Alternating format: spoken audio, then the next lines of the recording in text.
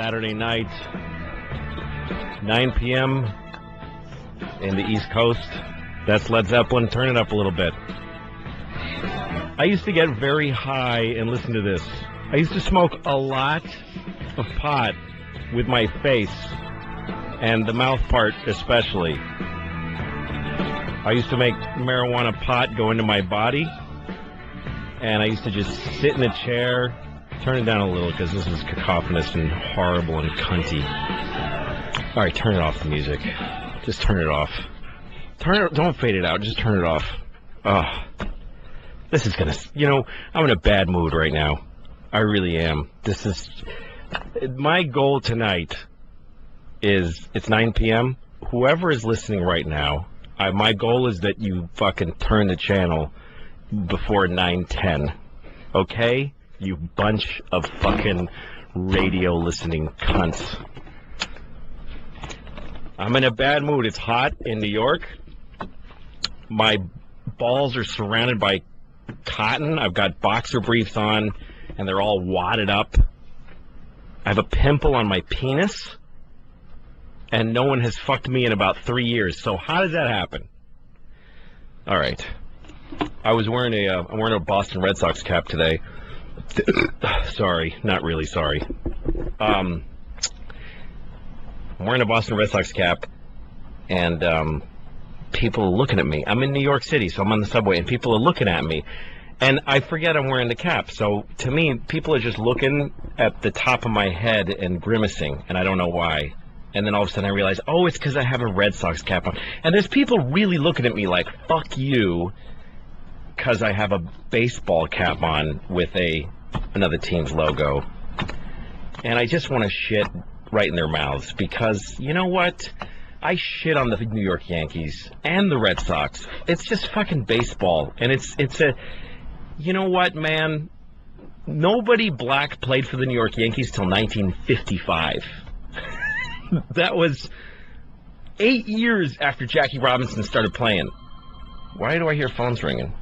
Is that already somebody calling to say, get off the air, you fat, redheaded faggot?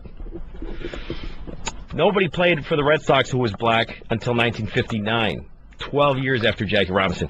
So all these teams should have changed their names at some point. Because everybody's supposed to love Yankees tradition. They should say post. They should say Yankees pre-no-nigger baseball and Yankees post-no-nigger baseball. That's what the Major League Baseball should be called. Major League We Let Niggers Play Now Baseball.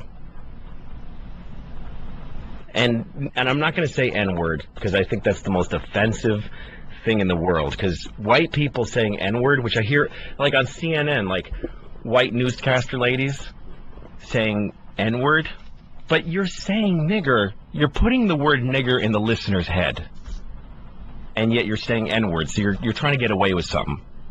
All right, I don't know. I don't know what I'm doing.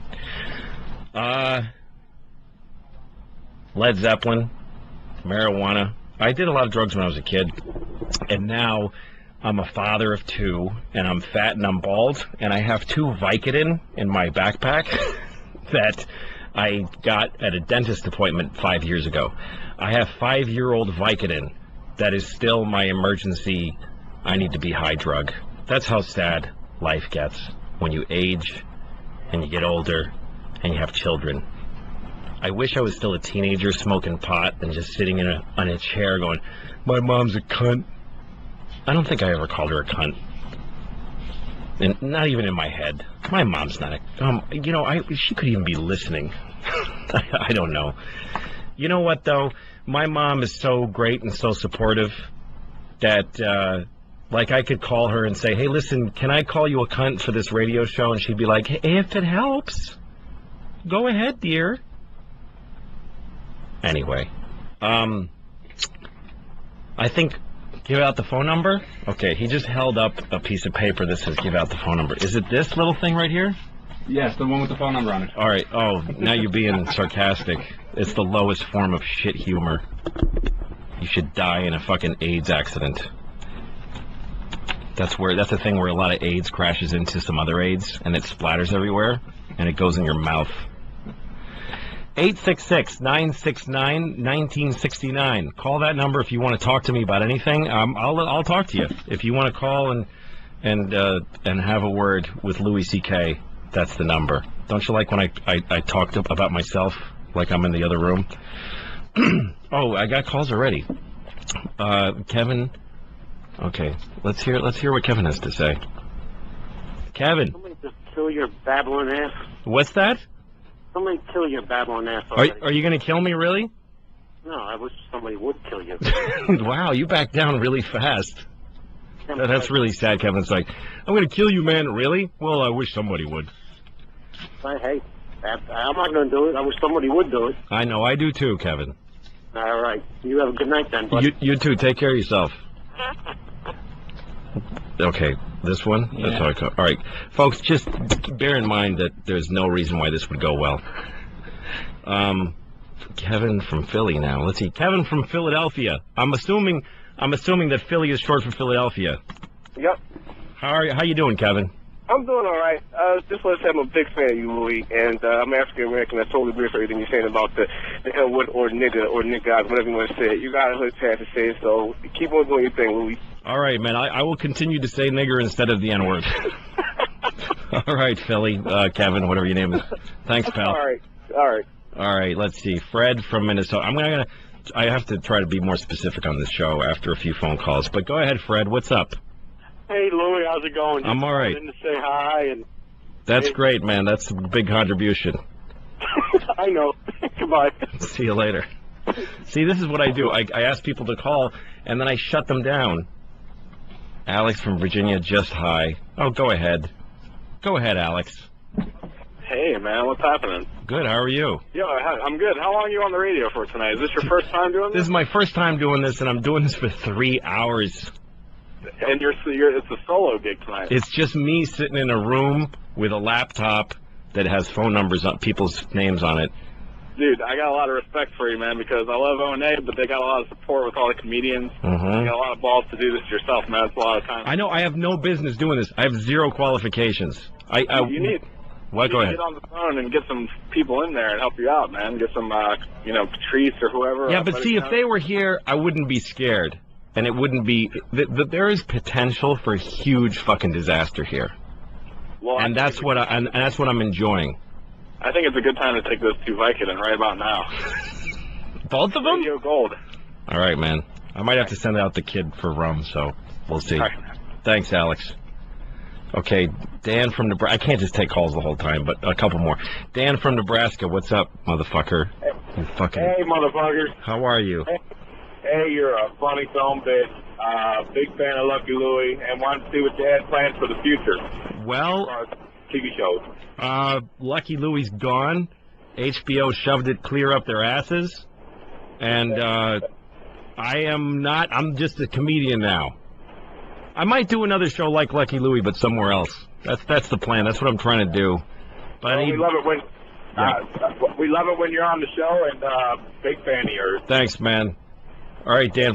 What are you driving? You're driving around. Where are you? I'm in Nebraska on my way to Portland, Oregon. So you're on a highway? Yes, sir. Are you a truck driver? Yes, sir. Hey, blow your horn really loud just to bum people out on the road around you. Yeah. Do it again. Like, just keep blowing it. Everybody's looking back at you going, what? Fuck you. Thanks, Dan. Love you. Bye. All right. I don't care. Phones. I'll do that for a while. Fuck all of you who want me to actually do anything besides talking to people who want to tell me they liked my show or that I suck. What is this? Vinny in Poughkeepsie, New York. Nice spelling on Poughkeepsie. Hey, Vinny. Is Vinny there? Or we got Vinny? No. Lucky? Hey, Vinny, are you from Poughkeepsie? Yes. That's a horrible place, isn't it? It's terrible except for Bananas. Bananas is a fantastic comedy club. Really? Yeah. Really? Damn good. The basement of a Holiday Inn? Basement of a Holiday Inn. Yeah. Well, the location isn't really fucking up to par. But No. But hey, you get to see Bobby Collins tell stories about Hawaii, so that's great. This is true. This is true. What else is up, Vinny? Anything? Nothing. Just hanging out, dude. All right, man. Just keep listening, and I swear to God, this will get so much better. I have this huge thing planned for 5 minutes from now. No, I don't. No, I don't. No, you don't? No, well, of course not. You kind of fucked it before. Yeah. When that douchebag asked you how you were doing, or he didn't even ask you how you doing. He said, "Hey, what's up?" And you went, "Good, how you doing?" Yeah, you see? That's he didn't give a shit how you felt. No, nobody cares. I right. do. I'm going to get pulled over now, so... All right, enjoy Poughkeepsie. Bye.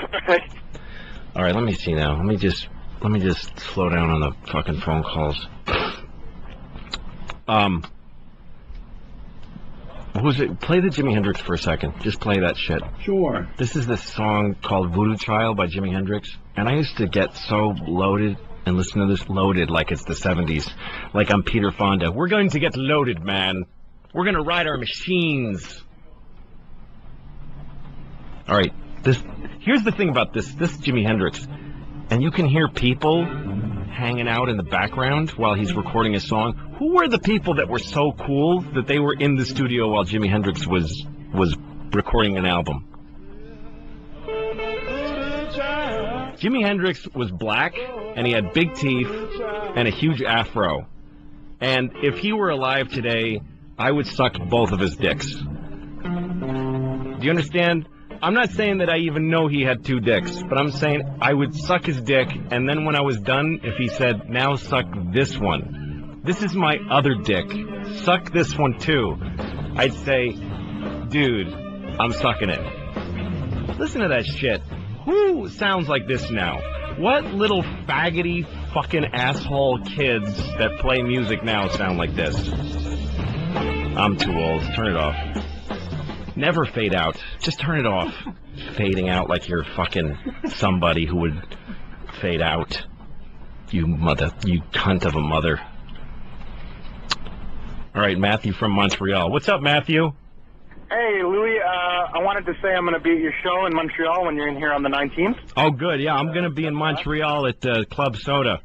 Yeah, on the 19th of July. It's a Thursday at midnight. Yeah. And I can't wait. I love you, think you're great, and say fuck HBO for canning Lucky Louie's. That's right. Fuck them. Unless they want to bring it back, in which case, hey, guys, I love HBO.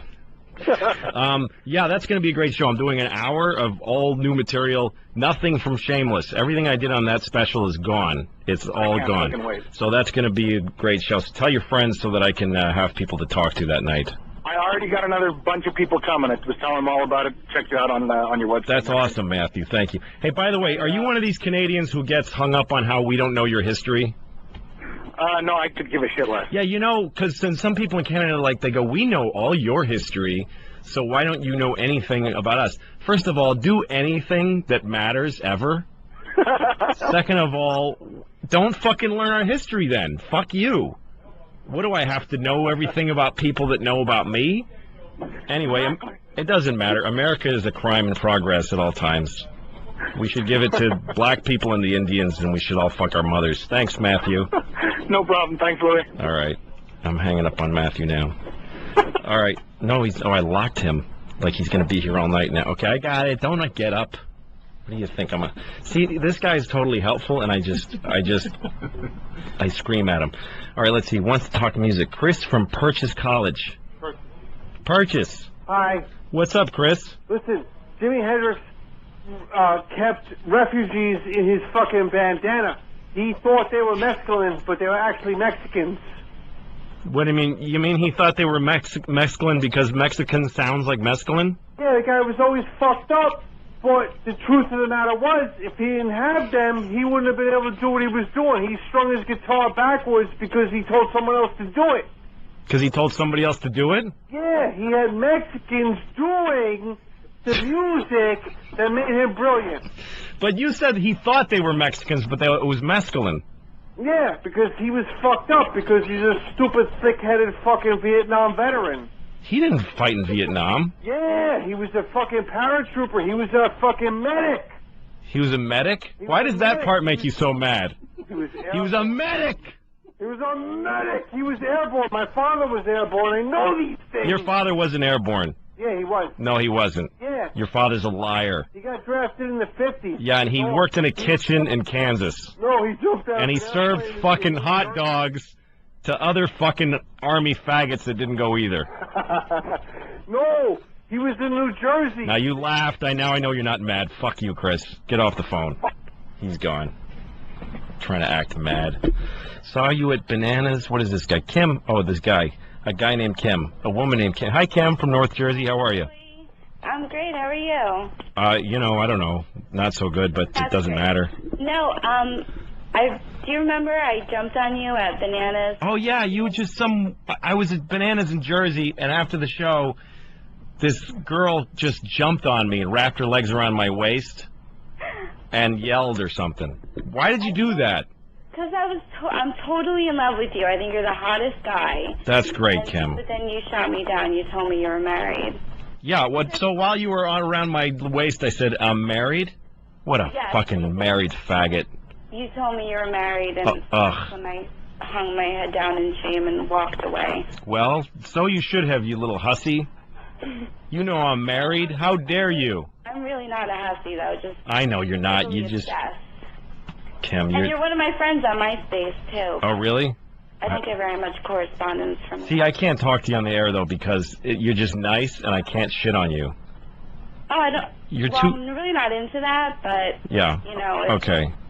Listen, thanks for jumping on me at Bananas. You're probably the only woman that's touched me in 14 years. It's really sad, because I have kind of a nice penis. It's sort of big, but I might as well rip it off and put it out in an ashtray. Well, you can give it to me if you want. All right, I'll send it to you in a little baggie. Thanks. Bye, Kim. Bye, Louie. I can't talk to a girl that's nice to me on the air. Chris from Indiana. Okay, Chris from Indiana needs parenting help, and you're not on the air yet, so don't start talking to your phone. But if anybody wants to talk about being a parent, I'm willing to do that. Fathers and mothers, although fathers need more help. Because it's not our natural state to hang around. We're supposed to fuck a woman and then go fuck another woman. Chris. Louie. What's your problem with the kid? Oh, man. I just... Sorry, go ahead. Hey, cool. Yeah. 3.5 months old daughter. I've heard you on O&A a number of times, I have a 4-year-old son. The whole thing's completely different between boys and girls. Yes. And I know you got 2 young girls. Yes, I do. 5 and 2 years old. Yeah, well, this is completely different. It's like, dude, what's up with it? What's up with daughters? Wait a minute. She's 3.5 months old? Yeah. How do you already have a problem with a kid who's basically just a blob of shit flesh? Well, she's still shitting. She's still shitting. Shut up for a second. She's still shitting black, right? No. It's brown now and green and shit like that? Yeah, brown and green. The breast milk whole thing. Right. But how is she? They're already different. 3.5 month old. What is she doing that's particularly girl-like that's bothering you? She's fucking high maintenance, dude. I mean, she's completely high maintenance. Doesn't shut up. Doesn't sleep. I work. I have a job. So, I'm going on like 3 hours worth of sleep every damn day. Sure. Sure.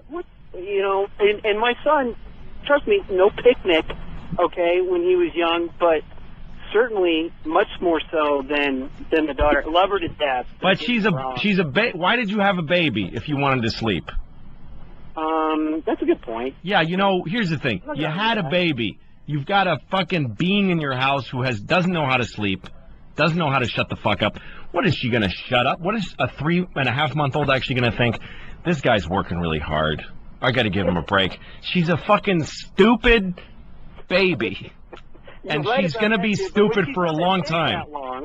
If she's on the tip that long, give me a half hour. All right? Throw me a bone. Nobody's going to throw you any bone. You had a child. You made cum come out of your dick into your fucking wife. And a baby happened. Yeah. And now you can't sleep. So, no world pearls of wisdom from you. There's nothing. No, this is it, man. Just fucking don't expect it to get better all of a sudden. Just sleep when you can. Sleep on the weekends. Don't hang out with your friends. I don't hang out with my friends, dude. Okay, good. You know what? Listening to you, as many times as I've heard you on ONA, I am so like you. I used to play golf and, you know, kind of have a life outside of, you know, marriage life. But I gave that shit up when my son was born, pretty much, and I got no regrets for it because I have a good time with them. You know, they're a lot of fun at times. And yeah, you know, but here, yes, no, I hear you, man. I'm just being overly harsh with you, but you just have to give in to the fact that your life is going to be fucking monstrous for a while, and you know, then it'll get better when she's 15. And she starts blowing the neighbor. Excuse me, it's going to get better when she's 15. No, I don't know. I only have a 5 and 2-year-old. I don't know anything. Yeah, well, I know nothing. All I know is 2's a hell of a lot worse than 1. Yeah. It's hard. It's a hard thing to do. The thing that drives me crazy are parents that want results from their kids as if they're a product. Like people that hit their kids because that quieted them. Like, what did you have a fucking kid for?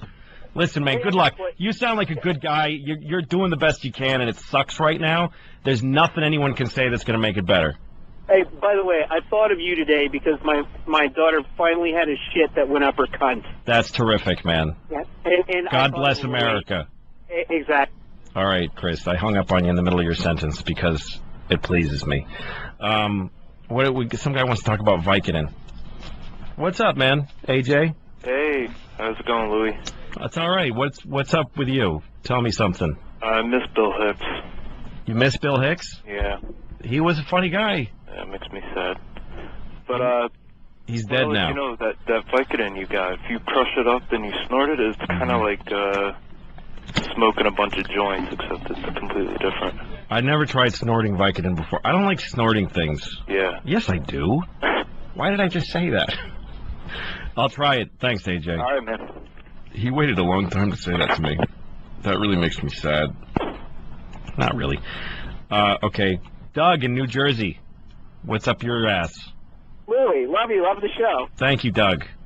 I was just wondering who you were going to vote for in the 08 election. Oh, fuck, I don't know. I think they're all cunts. Get this red-headed jackass off the radio! I'm not cutting you off. Keep yelling. I'm not cutting you off. Keep yelling. Why did he hang up? That's all he's got. Does he really? Was that like a... Here's the thing. It's clear this is a total train wreck. Why would anybody bother to call to say this guy sucks? I'll give you that this sucks and that I suck. But hey, if you're actually calling to tell me that I suck, you're still listening. So fucking go shove a fucking rock up your mother's cunt so that when she's pushing it out, she's finally giving birth to something useful. Okay? And you can hang out with that rock like it's your big brother and get advice from it.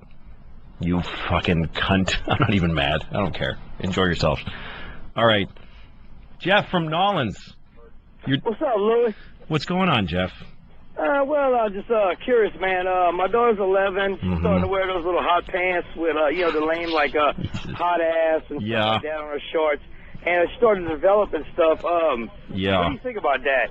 God, I don't know, Jeff. My daughter's oldest is only 5, so I'm far away from that. Where does she get these shorts? Who buys those shorts for her? Well, she goes sleep over at friend's house and stuff like that, and she comes home with them. You know, here's the thing, Jeff. Your daughter, 11 years old. What's that, 6th grade? Yeah. Okay, I remember 6th grade.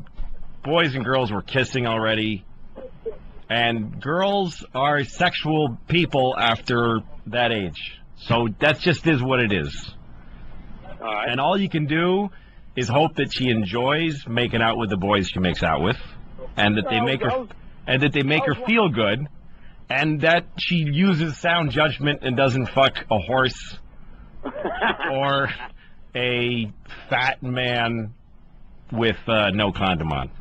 Well, I hope so too. That's all you can do. I was wondering if I should throw them away or talk to her about it, but I gotta make sure she doesn't stay. What about her mom? How did you talk to her mom about it? Oh, well, her mom lets her wear them. Right, but so your mom, her mom, are you all a family living in the same house? You have to ask that now because nobody ever is.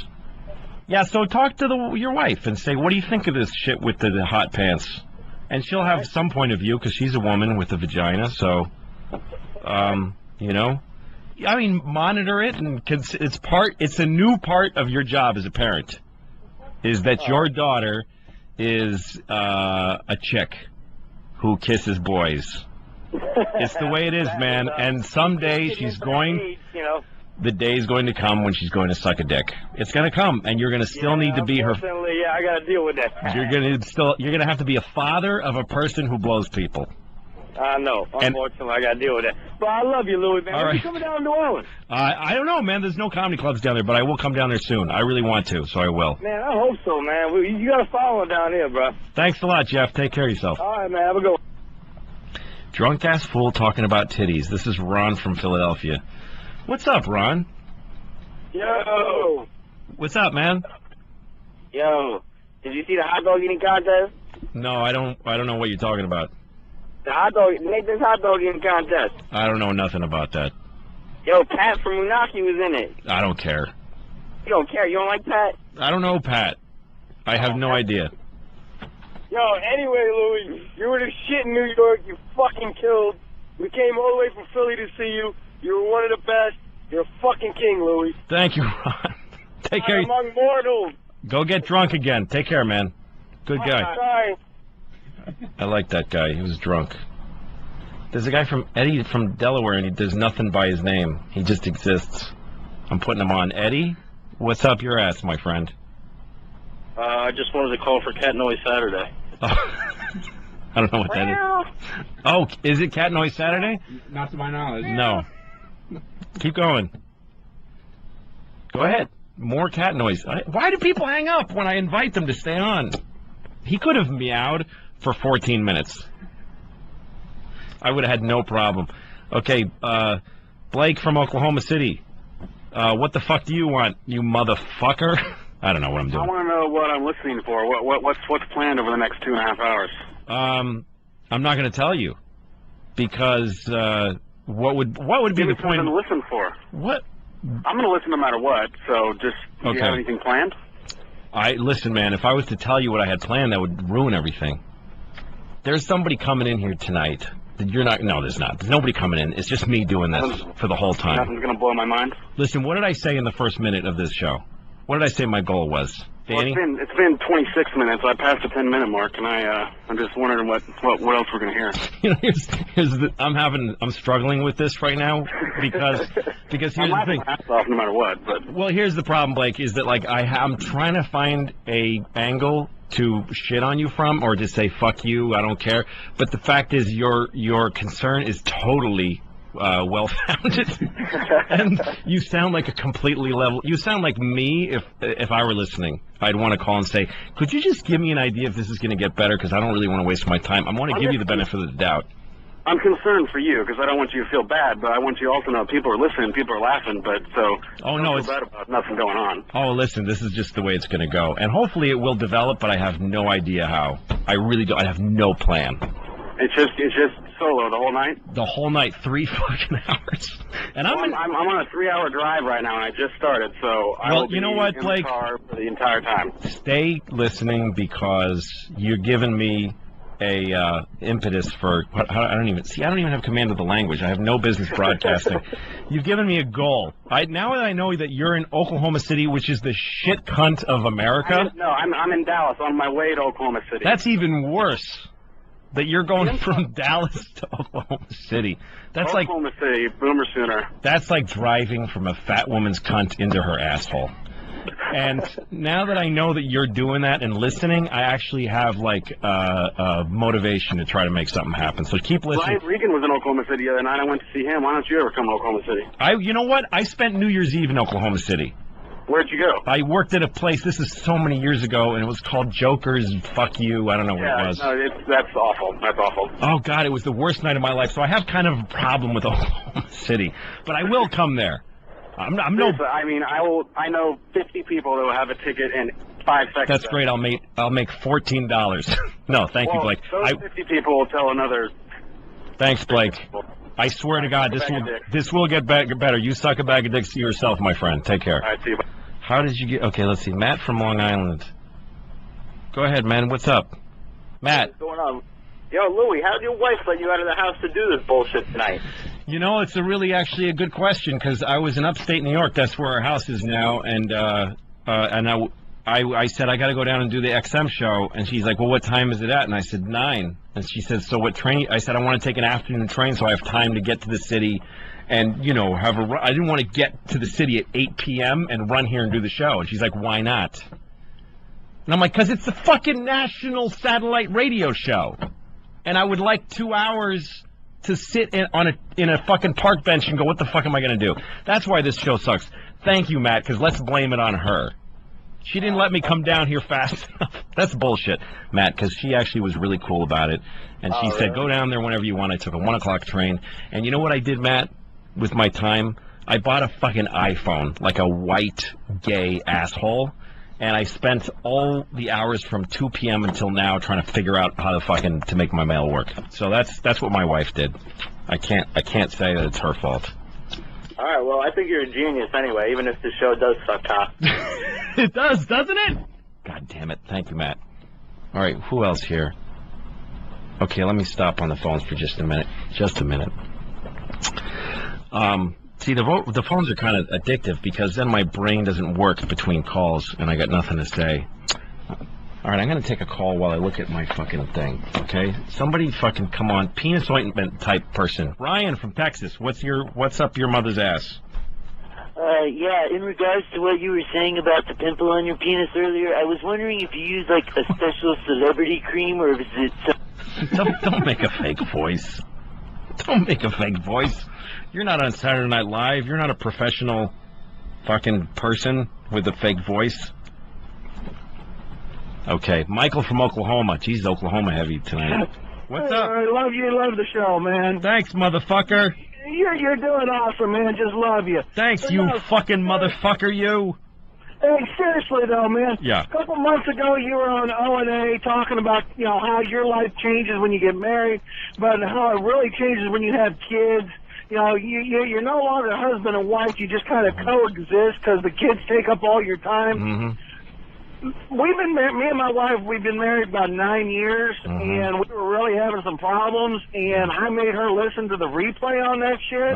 And I'll tell you what, you know, you hit home with that. You don't know how true that was, man. Well, how's it going with you guys now? We're in the process of getting divorced. Oh, jeez, really? How many years were you together for? We've been together, we've been married, almost 8 years. We've been together, we've known each other about 12. Wow, man. And stuff. It's just, it just didn't work. How many kids do you have? 1. How old? 9. Yeah, see, you know, it just happens. 12 years is a long time to spend with anybody. How the fuck, what kind of fucking magic is going to make a fucking relationship work beyond that? It's like impossible. But the thing was, we had grown. My life had gone one direction, hers had gone another. Yeah. And the only thing that was keeping, I mean, there was nothing there, man. You know, when we had the kid, I mean, we used to go off and do all sorts of things. You know, we're both older. I mean, I'm up in my 50s. My wife's in her late 40s. You know, we were able to go and do. We had a late kid. It's just, you know. It changed everything. I mean, the whole dramatic, you know, the whole thing of the relationship, you know, kids do that. They kill you, man. You got to know what you're getting into before. So how long did you stay together just for the kid, do you think? Well, at least for the last 4 or 5 years. Yeah, so, you know, you tried, and I don't know, man. There's like nothing you can say to anybody about, like, stay together. You know, Dr. Laura and people like that put pressure on people and say you got to stay together. You know, what the fuck? How could you possibly... Every marriage hits that point after kids where you just don't fucking like each other, let alone love. And then what do you do? Thanks, Michael. Good luck, man. I'm going to talk about... Yeah. You know, here's the thing, though. For guys, just one thing to keep in mind, because a lot of guys come up to me because of the way I talk about my wife and kids on stage, and they say, my wife is a cunt also. And I say, well, listen, man, just look at yourself. Take a good, hard look at yourself, because all guys got to do this, just like women do. But I'm talking to guys right now because I'm one. But you kind of have to go, you know, I think there's nothing more disgusting than an American husband. Imagine being married to a fucking smelly, half-fat, not even fat. Like, most guys are, like, just shitty looking. Like, if you're going to marry a fat guy, you want to marry a big fat motherfucker, like a fucking giant grapefruit of a man. Like, that would just be a fun stunt to be married to a big ball of shit and just say, yeah, my husband's Andre the Giant. And other women would be like, dude, that's fucking cool. But most of women are married to just doughy, vaguely fat guys who, and once you're a husband, you don't even try to smell good or look good. Here's what I'm saying.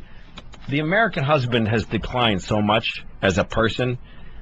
That's why I think 9/11 happened. The reason I think that Al-Qaeda invaded us is because they got satellite TV, and they saw our TV commercials, and they saw these fucking husbands eating a taco inside of another fucking taco, and the DirecTV guy's hooking it up, and he says, I'm giving you all sports channels, and he says, I love you.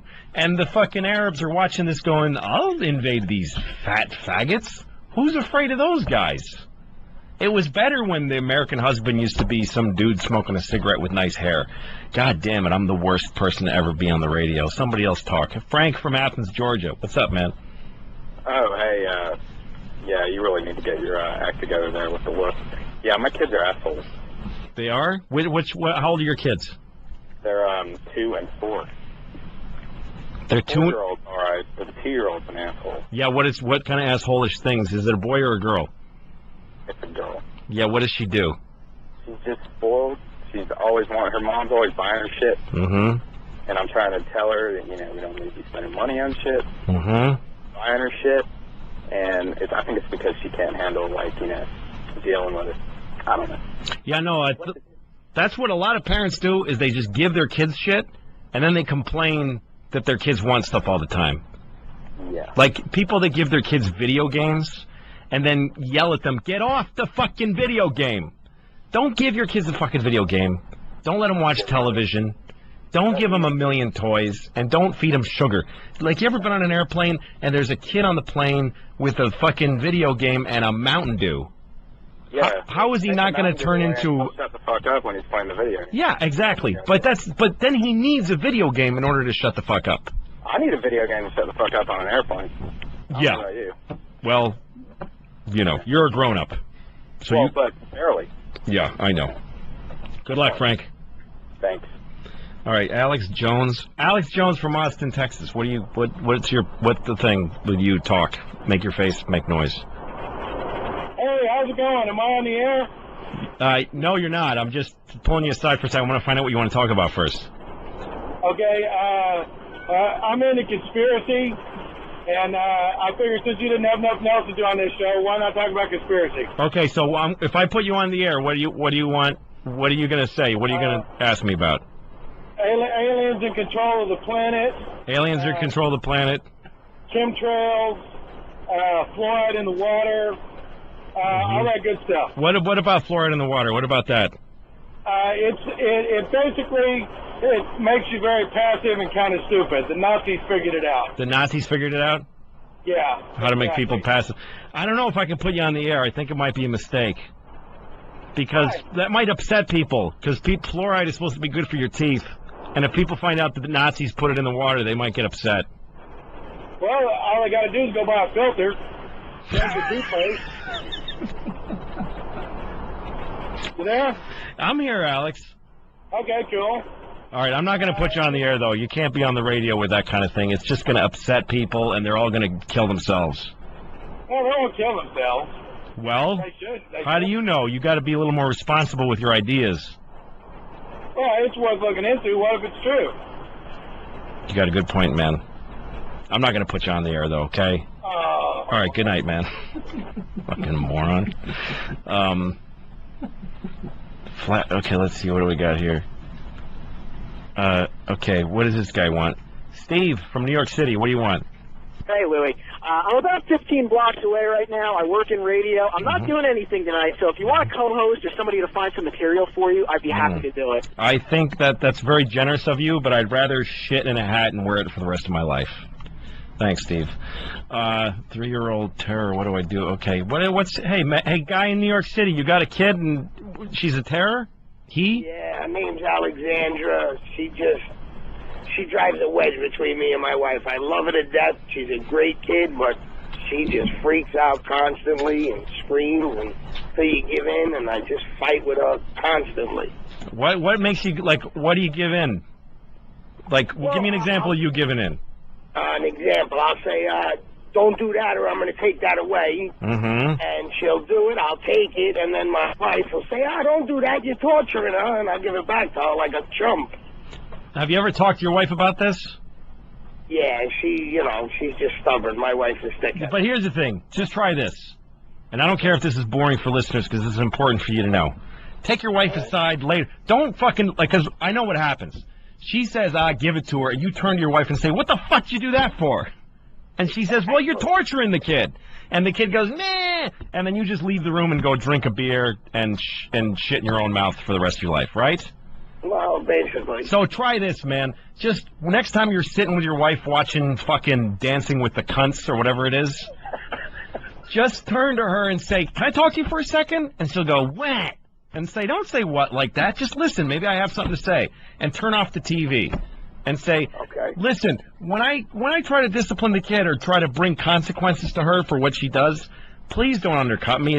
Can you see how that's a drag? And your wife's going to argue with you.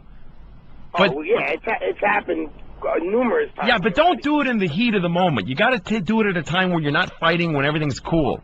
You got to bring it up out of nowhere when everything's okay and establish a fucking... here's the thing. Being a parent, it's like being at war. And the way that we do it, it's as if we were a platoon in the army that didn't even, like, kneel down and draw some pictures in the sand with a rock and here, you go here and you go there. Like if you're a platoon, you're going to take a building or something full of brown people that you want to kill. You have to draw a picture of the building in the sand. And you say, you go here, and Johnson, you go here, and all that kind of thing, right? Right. Otherwise, it would just be like, let's just go get the building. And then people are shooting at you, and you're going, you fucking idiot, go over there, and yelling at each other. That's what parents do. So you need to actually set some time aside and decide, when I say, stop that or I'll take that away, you've got to fucking back me up. And if she has a better plan, let her come up with it. Right, no, of course. And if your kid is declining in behavior instead of getting better, then one of you is fucking wrong. So you got to work that shit out. But never back down. Never. Once you tell your daughter this is going to be the consequence, and explain to your kid too, these are consequences. This is what happens when. Don't just say no, you can't have it because I said so. You got to explain to her, I told you not to do that. You're still doing it. This is the consequences that you lose this thing, you little motherfucker. Okay? All right, Louie. Thanks for the advice. Hey, loved you at the O&A virus. Thanks, man. Those are great shows. I enjoy those tremendously. Okay. Why are you passing out? Jared from Texas. Tell me what's on your mind. Hey, I was just wondering why you passed on Alex Jones. He sounds a little wacky. Yeah. But once you can hear what he has to say, it starts to make a little sense. Right, but why? So why didn't I put him on the air? Is what you're asking? Well, I mean, I understand why you didn't put him on the air. But he was on the air. He was on the air. But how do you think you heard him? Well, of course. Here's the thing. I thought the guy might have some interesting theories, but I thought for my own edification it was more entertaining to let him think that he's not on the air, even though he was. It was a cheap joke, and I did it, and it's over. Sorry, I've ruined the bit. God damn it. You didn't ruin anything, Jared. You're a better man than I am. God bless you. Right. Louie. Yeah, what? Are you ever going to come down to the Austin area with any of your fellow comedian friends? Yeah, I might come to Austin. We're looking for a theater right now. I don't know which one I'm going to do yet. But I'm going to come to Austin probably early next year. Oh, and if you do come down, I will get you some very, very, very, very excellent marijuana. Okay. I'll take that and I'll cram it right up my ass. Thank you, Jared. Why would you do that? I don't know, Jared. Take it back to New York or what? No, I would never. I don't smoke pot anymore. I just don't. I can't do it. I get paranoid. I get upset. I'm going to tell a story about that. I'm going to take you off the air, okay? But just listen to this shit. All right. I was last time I got high was in Kansas City, and I was working at a comedy club. And a lot of comedy clubs, they close the door after the show, and the staff gets high. So sometimes I'm on the road and I'm bored, and I'll smoke a joint. But I get so fucking high now that I can't handle it. And I was in my car. Just sitting at a I remember I was at a McDonald's drive-thru eating my food at the window and listening to the radio.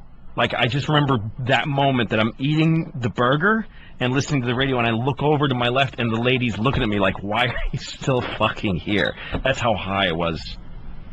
I'm a very bad person. Gator from North Carolina. Oh, shit. And you just gave my wife ammunition, you cocksucker. You see? You cocksucker. I mean, it's sad enough I go home a week ago and she's watching Oprah, some fucking doctor on there telling her, for every 30 pounds you lose, you find 3 inches. For every 30 pounds you lose what? Every 30 pounds you lose, you got to find 3 inches of cock. So I've gained about 200 pounds since we're married. So I'm like, wait a minute. So you tell me Listen, Gator, I can't keep you on the air because your phone sucks. But listen, I'm making fun of husbands who are vaguely fat. I'm saying cross over that line. If you're married and you're getting vaguely fat and just shapeless, fucking push past that to being a big fat man with a round belly who's going to die in any second. That's the thing that's exciting about being married to a big fat man, is that there's this tension in the air that he might fucking blow a shit in his pants and die of a heart attack. How is that not fun? Katie from New York, what's up? Hey, Louie. My boyfriend and I watched, I think it was it HBO? Was it One Night Stand? We watched your show on HBO the other night. Yes. It was. I think it was Shameless, my hour special, which is available on DVD, by the way, for all you folks that want to let me have some money. Go ahead. Yeah, we really liked it. We were laughing our asses off. Thank you. But we were wondering, because you said kind of some mean things about your 4-year-old daughter, which was really funny. Yeah. But, like, what are you going to do when she's like, Daddy, what do you do? Can I watch? I don't know. You know, it's a good question. I don't know. I don't know what I'm going to do because those are real kids. And and they exist in the world. I think I'm going to have a long talk with her one day and then show her everything. That's what my plan is. That's what I'm going to do. Tell her that you have another kid that you were talking about. That's what I should say, is that she has a sister who died. She was an asshole. Because she was an asshole, and she fucking gave a guy the finger, and he hit her with a truck. And moral of the story: don't ever give some stranger something. Yeah, exactly. You know, here's the thing, though, Katie. This shit puts a roof over her head, so she can fucking go fuck herself.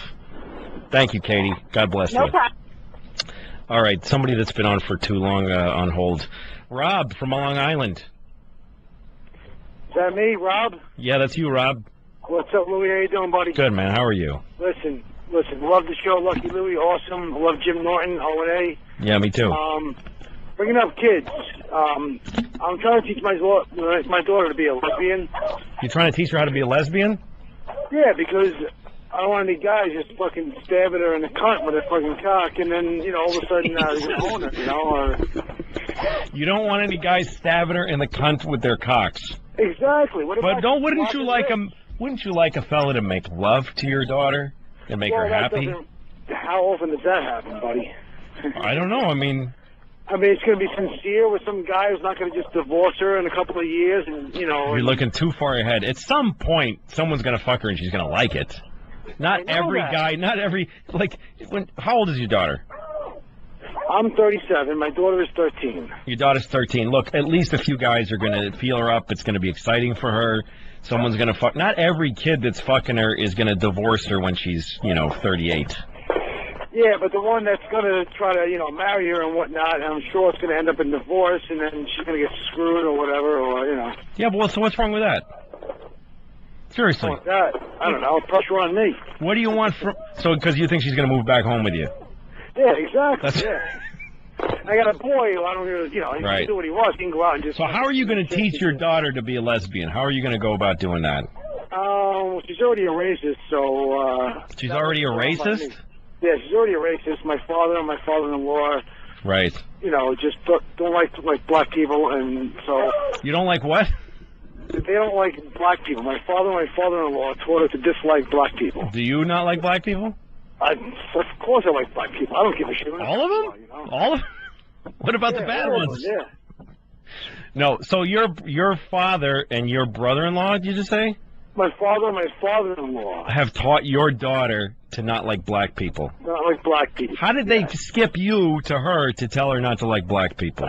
Because I'm very quiet and I'm very shy, and then I don't really push those issues on my kids, you know. But this is exactly the thing, Rob. This is the answer to all your questions. How are you? What's going to happen to your daughter when she gets heartbroken? And how is your daughter going to grow up a racist? The answer to both of them is you. You have to be a real fucking father.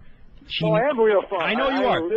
I am a real father because my wife is a fucking cunt, and Okay. my kids hate her, Uh-huh. they love me, they avoid her, and they glue themselves to me. Okay, but you're letting your daughter grow up a racist, and you're trying to teach her to be a lesbian because you're terrified a guy might stab her in the cunt with a cock. All right, just because your daughters, like your daughters love you because you're quiet and you're giving and you're a sweet guy. But yeah, you I'm got to the be greatest guy in the world. right. But you got to start being tough and teaching your daughter that your father's a fucking asshole, and that your father-in-law's a fucking asshole, and that you're smarter than. You got to stick up for your daughters. Stick up for your kids, man. Good luck to you. Take it easy. No doubt. All right, I'm getting too serious, right? There's only 2 people on the phone now. That's how bad I am at this. Let's just clear out this shit. John from Appen. Where are you from? I can't read it on the thing. You said John? Yes, you, John. What's up? Yeah, from Aspen. Anyway, first of all, thank you for saying that stuff about the N-word. That always bugs shit out of me. They're niggers, whatever. I have a 14-year-old daughter who... The point of the N-word thing was not that they're niggers. The point is, if you're saying N-word, you're saying nigger. So just fucking fess up to it. That's what I meant. All right, go ahead. All right, 2 weeks ago, I caught my 14-year-old daughter with her boyfriend on my bed. Obviously, having intercourse. How would you have dealt with that? She's 14. How would you have dealt with the guy, and how would you have dealt with your daughter? Well, let me ask you. No, your daughters are young, but I mean, what would? Well, look, I don't know because I'm not there yet. But let me ask you this: you said obviously they're having intercourse. Are you sure? How do you know that? Because they were naked on the bed, and his dick was inside of her. Okay. I thought maybe you walked in and they were half naked, and you assumed. No, there was no guessing about it. Is he her boyfriend? Are they close? Have they been together a long time? They've been together for maybe a year. You know, I don't know, man. I mean, she's fucking 14. I mean, I didn't have sex till 17, 18 at least. And how old is he? We're the same age. How old is he? Yeah. 15, I think. You know, I guess I would have closed the door and said, "Go put your clothes on and come out here." I mean, the only thing, nothing like yelling and screaming and showing rage and cutting his dick off and eating it. None of those things help. Hitting her in the head with a pipe and then hanging yourself with a weight machine. None of those things help. What do you say in the talk when you sit down with her? Do you say... I mean, I think you ask them, what are you guys doing and what do you think of what you're doing? You know, you could get pregnant. Are you using a condom? Were they using a condom? Yeah, they were. All right, well, you know... That somehow made me happy, but... You know how serious this is? Yeah, it should make you happy. You want to ask them, you know what this means that you did this? This is a big deal. It's grown up stuff. I think maybe you call the kid's parents and tell his parents. You know what I mean? Yeah. You got to face it. You just got to deal with it and face it. I don't know, man, though. You got to call an audible on a situation like that. My wife just freaked the fuck out and didn't know what to do, and I was trying to calm her down and tell her what we should do, and I don't really have much of a clue. No, you don't, but at least you're wondering what to do. If you just react with your own personal emotions, you're failing your kid, I think. Yeah, I think you got to try something. Try to, not just be upset and make her think that fucking is bad for daddy and mommy. That's like the last thing that she needs. Good luck, man. This is turning into a kid, how to have kids show. That's all right. I don't care. Let's give it a shot. We're going to have a break right now, whatever that means. I don't know what happens during a break, but I'll be back. And if anybody's still listening, I'm going to keep doing this. I'll try to talk without calls a little bit if I can think of something to say. Everybody out there, I fucked all your mothers. Thank you for listening. I'm coming back in a minute or two. This is Louie C.K. on the O&A Virus program show channel XM. Hey, this is Louie C.K. It's Louie C.K.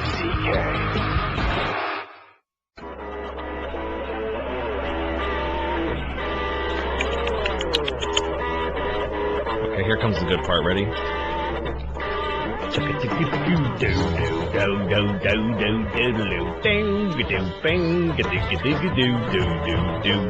Wouldn't you like to listen to this the whole time? I mean, me going doom doom doodle. All right, turn it down.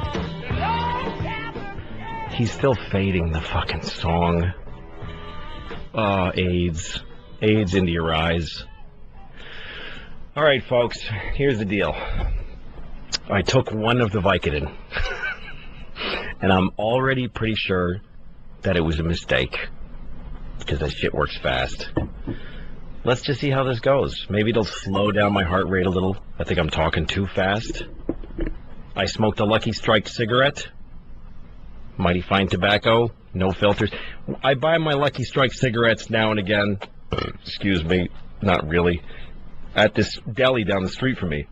And I go in there at least twice a week, and I say, give me Lucky Strikes. And the guy says, we only have the no filter. And I'm like, that's what I fucking want. I was here a few days ago. Why are you warning people that Lucky Strikes doesn't have filters? Boy, isn't that interesting? All right, let me just say something about kids and the sexuality for a second. I was reading something about sex education in schools. We were all taught sex in schools. And the weird thing is that the way they measure how good a sex ed program is by finding out how few kids are having sex. In other words, the point of sexual education is to get kids not to fuck. And that's just the wrong way to approach it. Because the boys have boners. And you got to explain to them why they have a boner and what to do about it. They can't just ignore it, because they will get a gun and shoot their fucking classmates. I swear to God, that's why every school shooting happens. You got to help kids that are, you start getting boners when you're 9 years old. And you don't come until you're like 12. So it's 3 years of unsatisfied, rock-hard, little tiny penises. That's the boys' problem. The girls' problems are that they're surrounded by boys with boners. Other than that, I think they're probably doing okay. And they're getting periods, which I'd rather shoot myself. Bill from Texas. What's up, Bill? Hey, Louie. Yeah, hey, man. Hello, man. Thanks, Listen, man. I think I should have been more like my parents. When I turned 18, I wanted to get the hell out. Right? I got this great kid. She's works part-time. She's going to college, wants to be a teacher, straight A's, and I can't get her to leave. She went away to college, 6 miles away. She moved out of the dorm after one semester and back to the house. How do I get rid of her? You want her gone, right? Because you want your life back. Yeah, it'd be kind of nice. It's been a long time. You've been a parent. 20 years. You've been a parent for how long now? 20 years. I think. Look, this person is a grown-up. Yeah, she is. She's great, but she just... No, what I'm saying, though, is because she's a grown-up, I think you have a right to sit her down and say, dude, I love you. Get the fuck out of my house. Yeah, but that's where the other half gets involved. It's her last one. It's the youngest. Yeah, I know, but but want to kick her out of the nest. I know that, but you are an individual. If you look, it's been 20 fucking years. Let me give you like an analogy that doesn't quite work. Okay, yeah. I've been doing stand-up comedy for 22 years. Okay, that's how fucked up my life is. 22 years I've been doing stand-up comedy, and I did the same shitty act for the first 15 years, I think. And at one point I thought, why don't I do new jokes? Because I'm afraid they won't get laughs. And then I said to myself, fat, redheaded cunt, you've been doing this for 15 years. What's wrong with one audience thinking that you suck? Just go up there and bomb with new jokes, you fucking faggot. What I'm saying is you've been for 20 years listening to your wife and letting her tell you what to say to your daughter, right? If you've earned anything, it's the right to sit your daughter down without telling the mother about it. Take your daughter for a beer. Shit. And say to her, listen, this is between you and me, and she'll feel fucking special that you told her this. Say, I'm a guy. You know guys. You fucked a couple of guys probably. Listen, I need my life back. I don't want a girl living in my house anymore. If you leave for 2 years, next time I see you, I will cry my balls off. All right, Louie. Get her the fuck out of the house. Good luck, man. What is it? This guy says, used to hate Louie. Corbett from Georgia? Yeah, that's me. Go ahead, man. You used to hate me? Well, I hated you up until tonight. I'm starting to dig on you now a little bit, man. When did you hate me? What did I do? I love that there is a person in the world who I never heard of who hates me.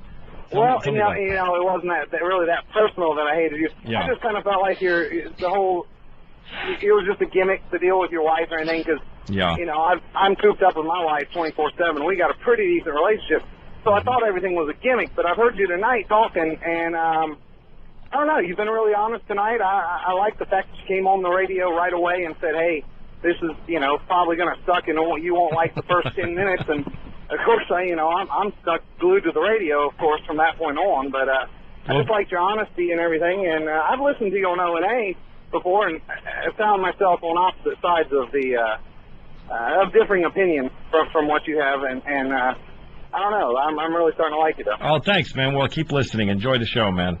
All right. Take it easy. Stay honest, man. Okay. I won't say anything I don't mean tonight, or I'm just not gonna. It's not worth it anymore. So I will try to be honest. Donna's been on hold for 15 minutes. Poor woman from Georgia, 13-year-old daughter. What's up, Donna? Not much. That's great news. Go ahead and talk. Tell me something. My 13-year-old daughter. Your 13-year-old daughter. That's it. She waited on. She just hung up. She was on hold for 15 minutes.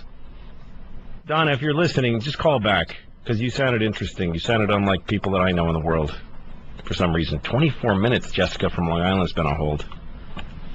What's up, Hello? Jessica? Hey, what's up? Hi. We're actually calling to tell you that we think you're really funny. Me and my husband are in the car right now. Oh, great. Thanks, guys. We loved your show, and we love your comedy because we could totally relate to it, because we pretty much have to take like 4 Vicodin a day to get through our day with our 2-year-old son. Yeah, now be careful with that shit, because it's highly addictive. That's why I already... I'm not really sure if it is, though. I can't tell. Yeah. So you have how old is your kid?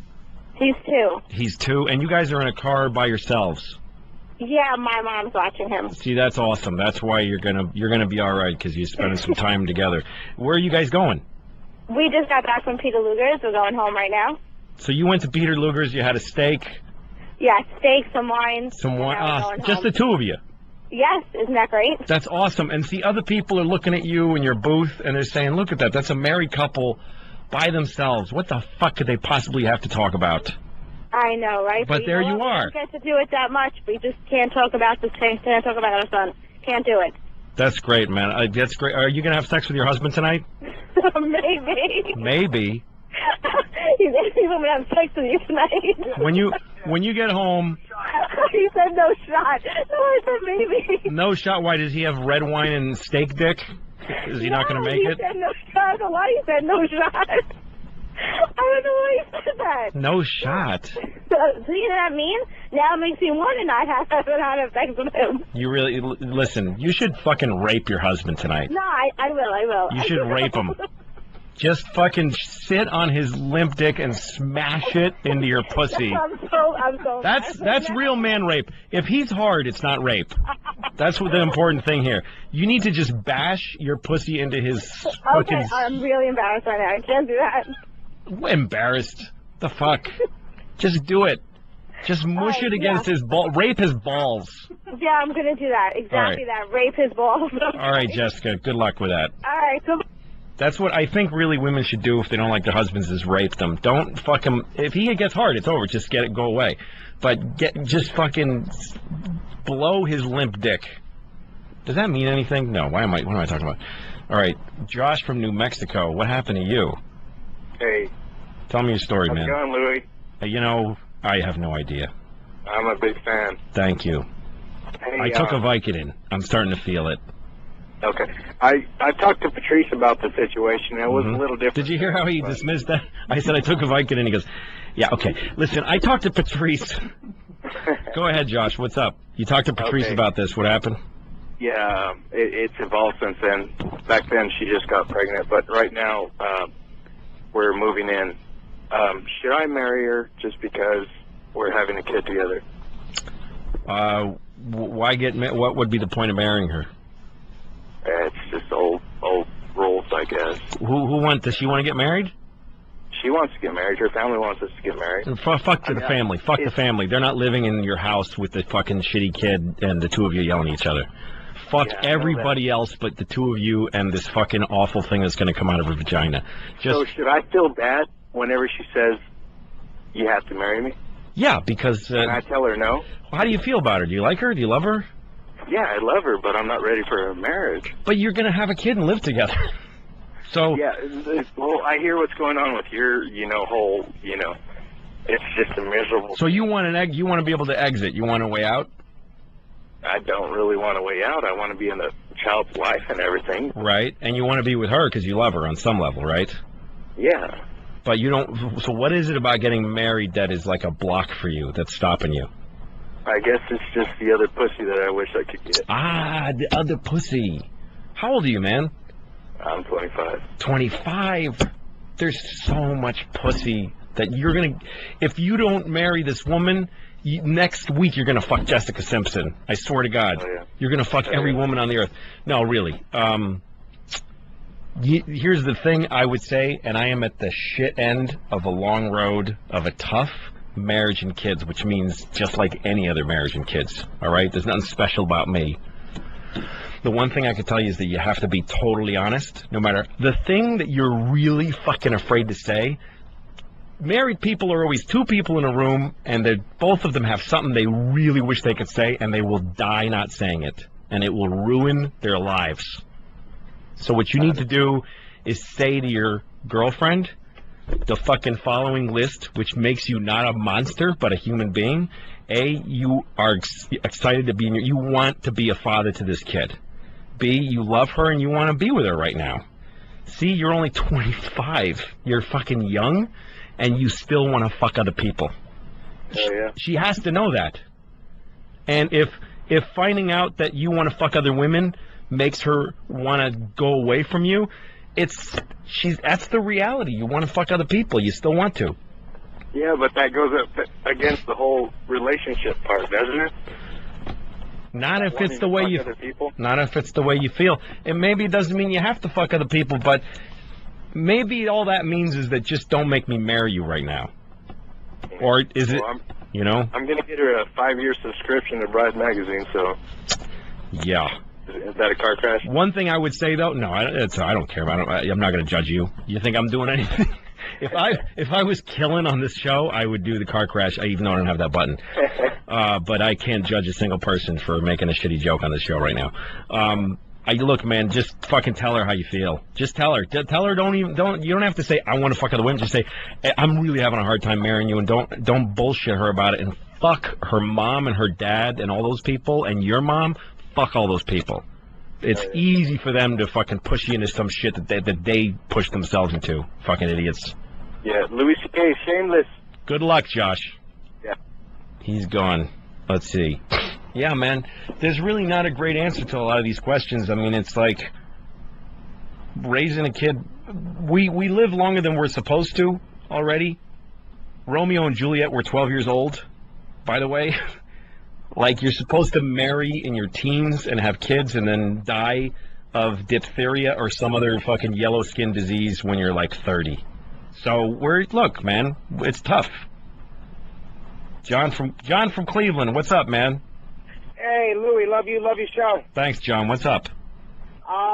Listen, I just got married about 5 months ago, and I've been listening to these guys calling and you jib-jabbing. I'm like, I'm expecting my first kid, and quite frankly, you scared the fuck out of me now. Well, how's it going? Are you happy? Yeah, it's only been 5 months. Right. So, look, man, just what do you expect? Here's the thing. What do you expect it to be? Just great all the time? It's going to be really hard. But the other flip side of it is you could die in a room by yourself with a nurse wiping your ass if you're lucky and you got the health care. God, I hope so. So, at least you got somebody. I rode the train with my wife the other day. I fucking hate being on a train. Hate it. And my wife and I are having a hard time right now, but she was sitting next to me and I had somebody there with me. So it's worth it. But the fucking, you talk about these kids being miserable, and I'm like, I'm not ready to grab a coat hanger now. John, it's going to be fine, man. You're going to have kids. Here's the thing. On paper, having kids sucks. You can't sleep. You have to touch shit with your hands. You have to fucking argue with someone who is completely unreasonable that's your wife and your kid. Right. And there's no end in sight until either the kid or you dies. So on paper it sucks, but what drives you is that it's your kid, and having a kid is amazing.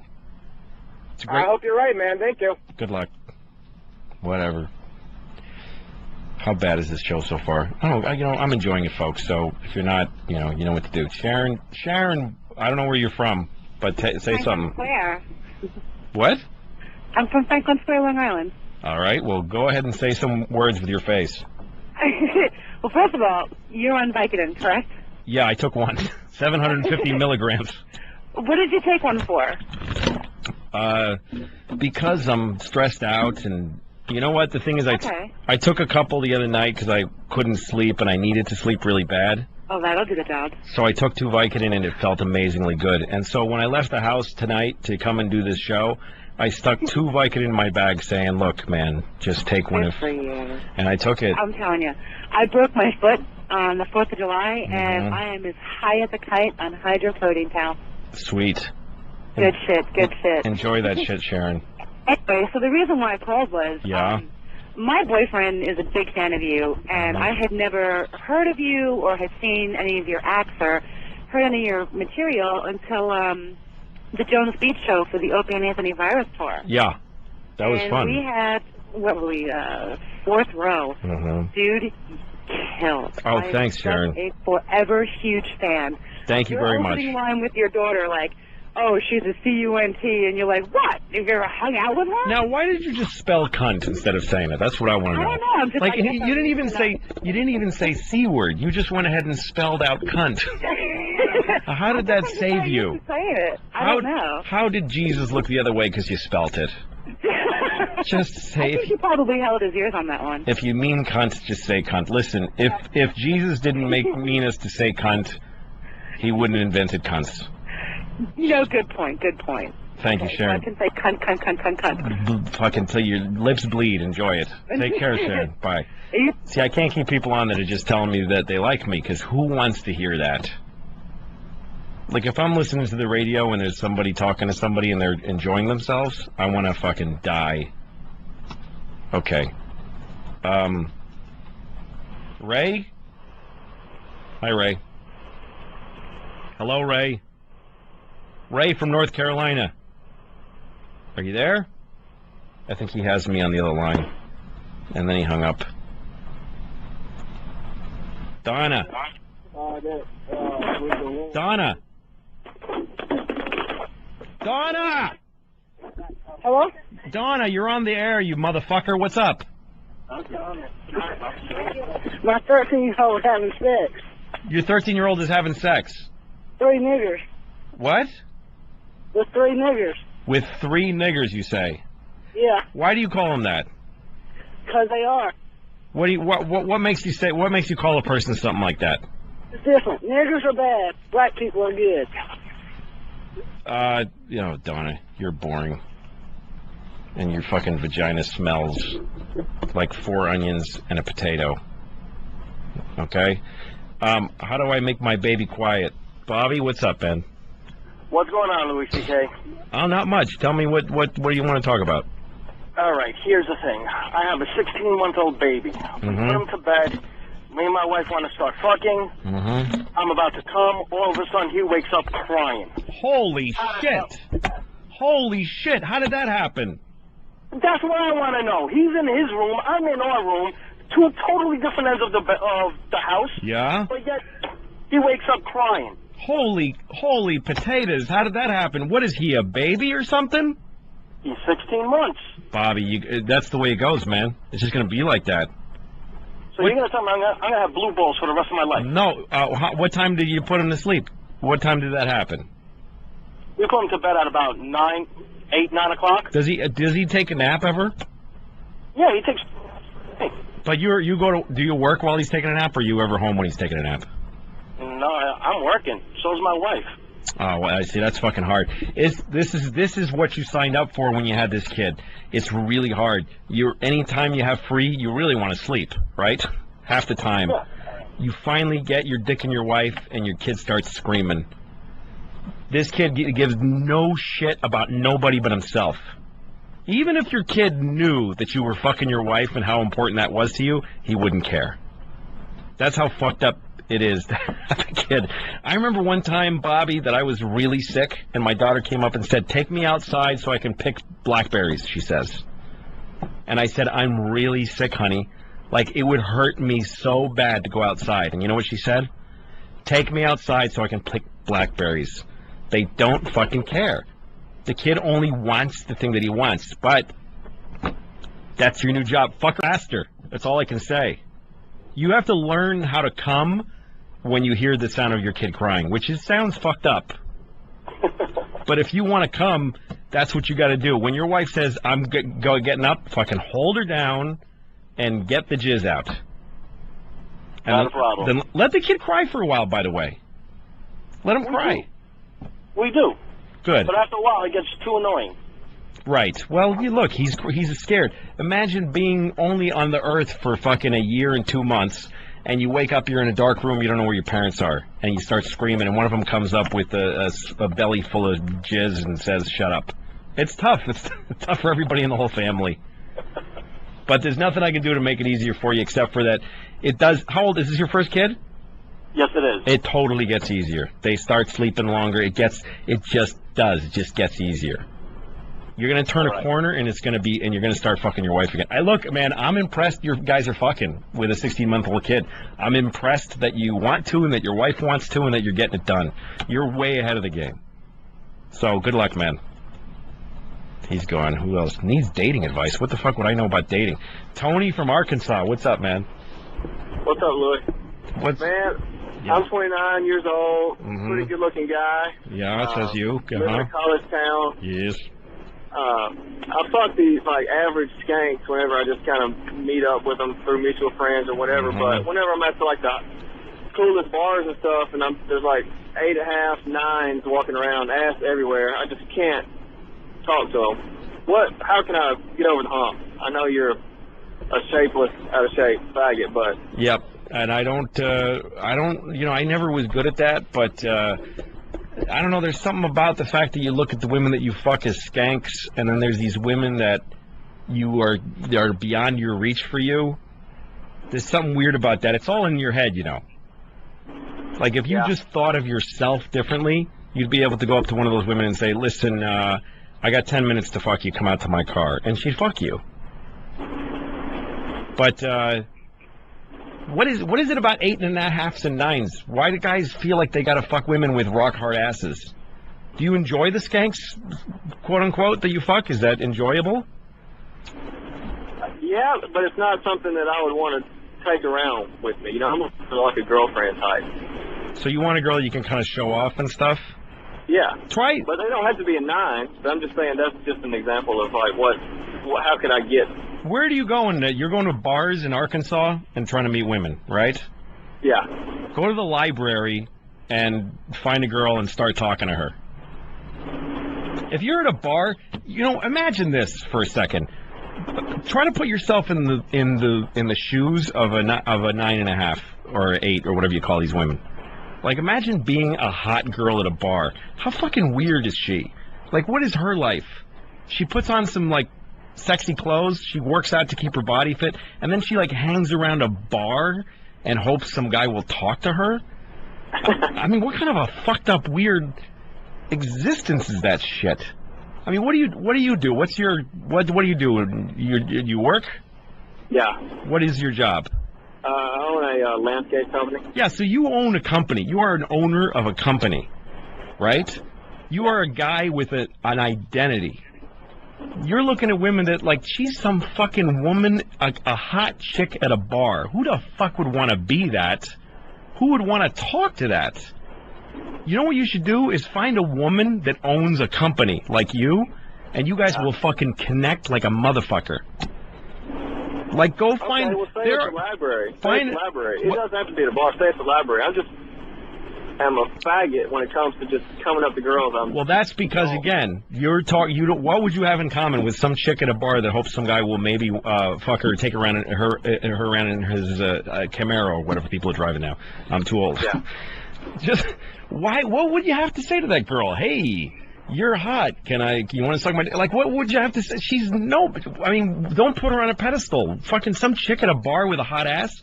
What is interesting about that?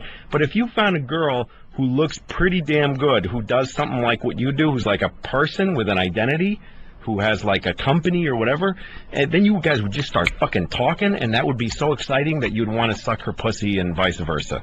Right. All right, man. Good luck. All right, man.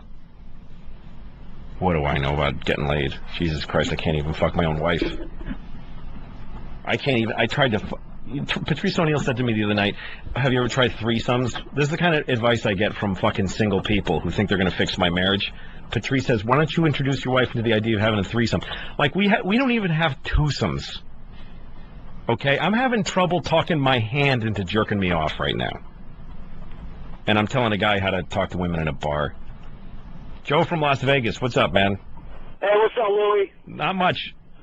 All right. Well, I got a little ordeal. I just tapped into the show. I just got done doing a little bit of work on the side, and I'm hearing you giving out some advice about marriage here.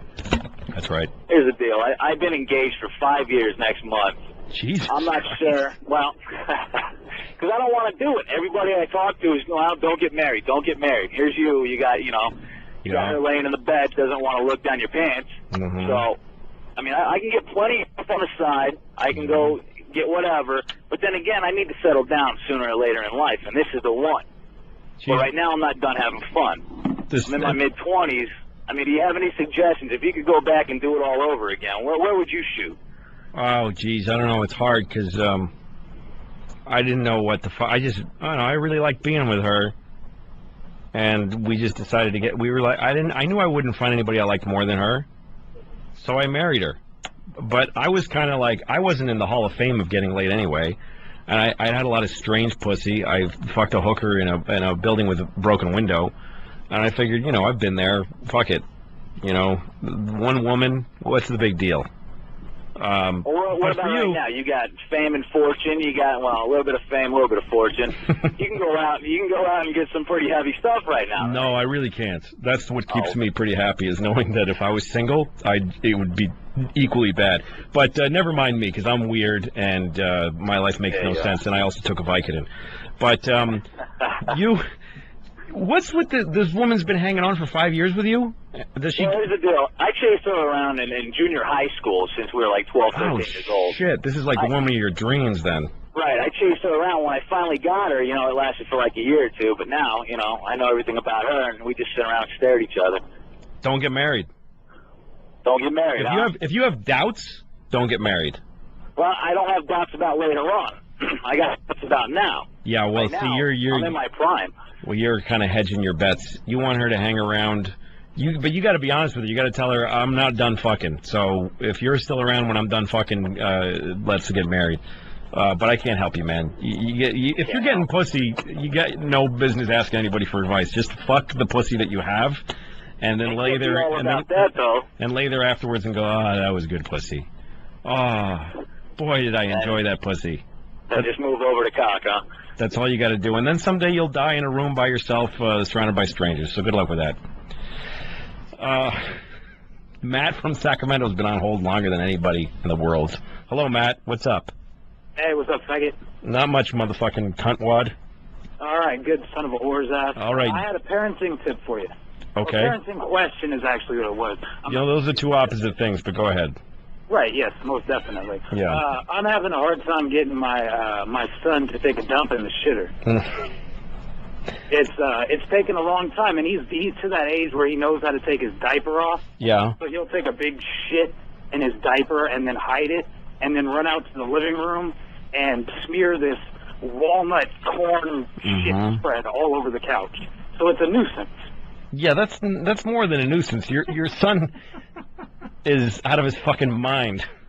Yeah. How old is your kid? How old is your kid? 3.5. And so he shits in his diaper and then smears it on the couch. No, he shits in his diaper and hides it, and then after I wipe off the shit spread from the couch, I have to go play hide or find the diaper. Oh, I see. Because it's a game we play afterwards. Does he think this is funny? Well, there's a little chuckle from time to every now and then, but for the most part, I think it's just he needs to be put on the shitter.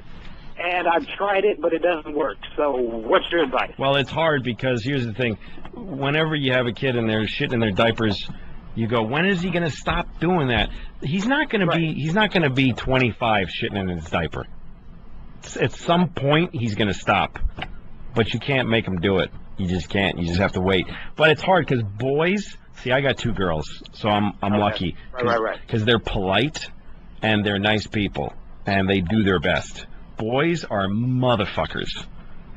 I was at the shit spread on the couch, right? Yeah, I mean, there's no girl I know that would do that. But boys are fucking crazy. That's going to be him in a fraternity someday, making people eat his shit to pledge the fraternity. I appreciate your optimism for his future. Hey, man, he's probably going to rule the world. Absolutely. He's probably going to be fucking vice president. If you don't think Dick Cheney makes people eat his shit in front of him, then you're crazy. I'm a fool. You're right. Then I am an idiot. Hey, I got another thing to ask you real quick. Yeah, go ahead. How come I'm from Sacramento? Last time you were at the Punchline, you just dipped out the back, didn't shake any hands, take any pictures, or plug your DVDs or nothing like that. Which out the back door? Which club was this? The Punchline over in the How About Arden complex. In Sacramento? Sacramento, sir. God, that must have been a long time ago. Well, I'll tell you what, man. I haven't been on, this is my first tour, the one I'm doing now, since I had a show and people really come out to see me. It used to be... Yeah, I like your show. Your show's good. Thank you. Thanks a lot. Well, people used to come out to, like, until recently, I'd be at a club, and people would just be there because they go to that club, usually. And so I always felt kind of weird hanging around expecting people to come up and want to meet me, because often it wouldn't happen. So I didn't want to force people to feel, oh, there's the comedian, I guess I got to go tell him he's funny. Now, people come to see me, and I try to come out, and I try to shake every hand and sign autographs and take pictures, because I feel like that's one of the reasons people come, and I might have been sick, I don't know. I'll tell you what else. All right, well, I'll anticipate that next time, and I'll tell you what. Yeah. It's that front row.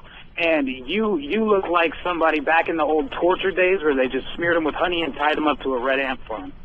What? Very impressive visual. Very impressive visual. Oh, because talking to me. Because I'm a big red fucking guy with a white face, I guess. Yeah. It's insanity. I mean, on TV they do something different, but in person, I mean, it's phenomenal. Really? I've never seen it before. You mean just physically I'm very odd to look at? Yeah, I mean, like, you look like you've got red ants all over you. It's impressive. It's impressive. I'd embrace it if I was you. I do embrace it. Thank you, Matt. Yeah, no, I'm a very odd-looking guy. My body doesn't make sense. Okay, Charles, tell me your problem here. Charles? This is Trent. This is Charles in Missouri. Yeah. I've got a wife that refuses to give me a blowjob. I've been married for 2 years, and she absolutely refuses. Why would she blow you? Give me one reason why she should blow you. Oh, we're unbelievable in bed. I mean, it's really, really good sex. Just no blowjobs, period. So the sex is great, but again, give me your reason why. Like, let me ask you something. If you were standing in front of yourself, would you suck your own dick? If I was drunk. If you were what? If I was drunk and I could, I probably would. Well, give me a reason why a person who isn't you would blow you. I mean, it's a big thing to ask somebody. Right. I don't know. That's a tough question. Here's the thing, man. I'm a decent-looking guy. I've got a great-looking wife. You guys have been married for 2 years? 2 years. How often do you have sex? We got married. That was the end of it. How often do you? Three times a week. Jeez, that's pretty good, man. Not complaining about that. And do you think that she does she have sex with you usually because she really likes it, or because she's doing it for you because it's her womanly duty? No, only because she really likes her. She's a really good faker. You ever ask her why she doesn't want to blow you? You ever ask her that question? She thinks it's disgusting.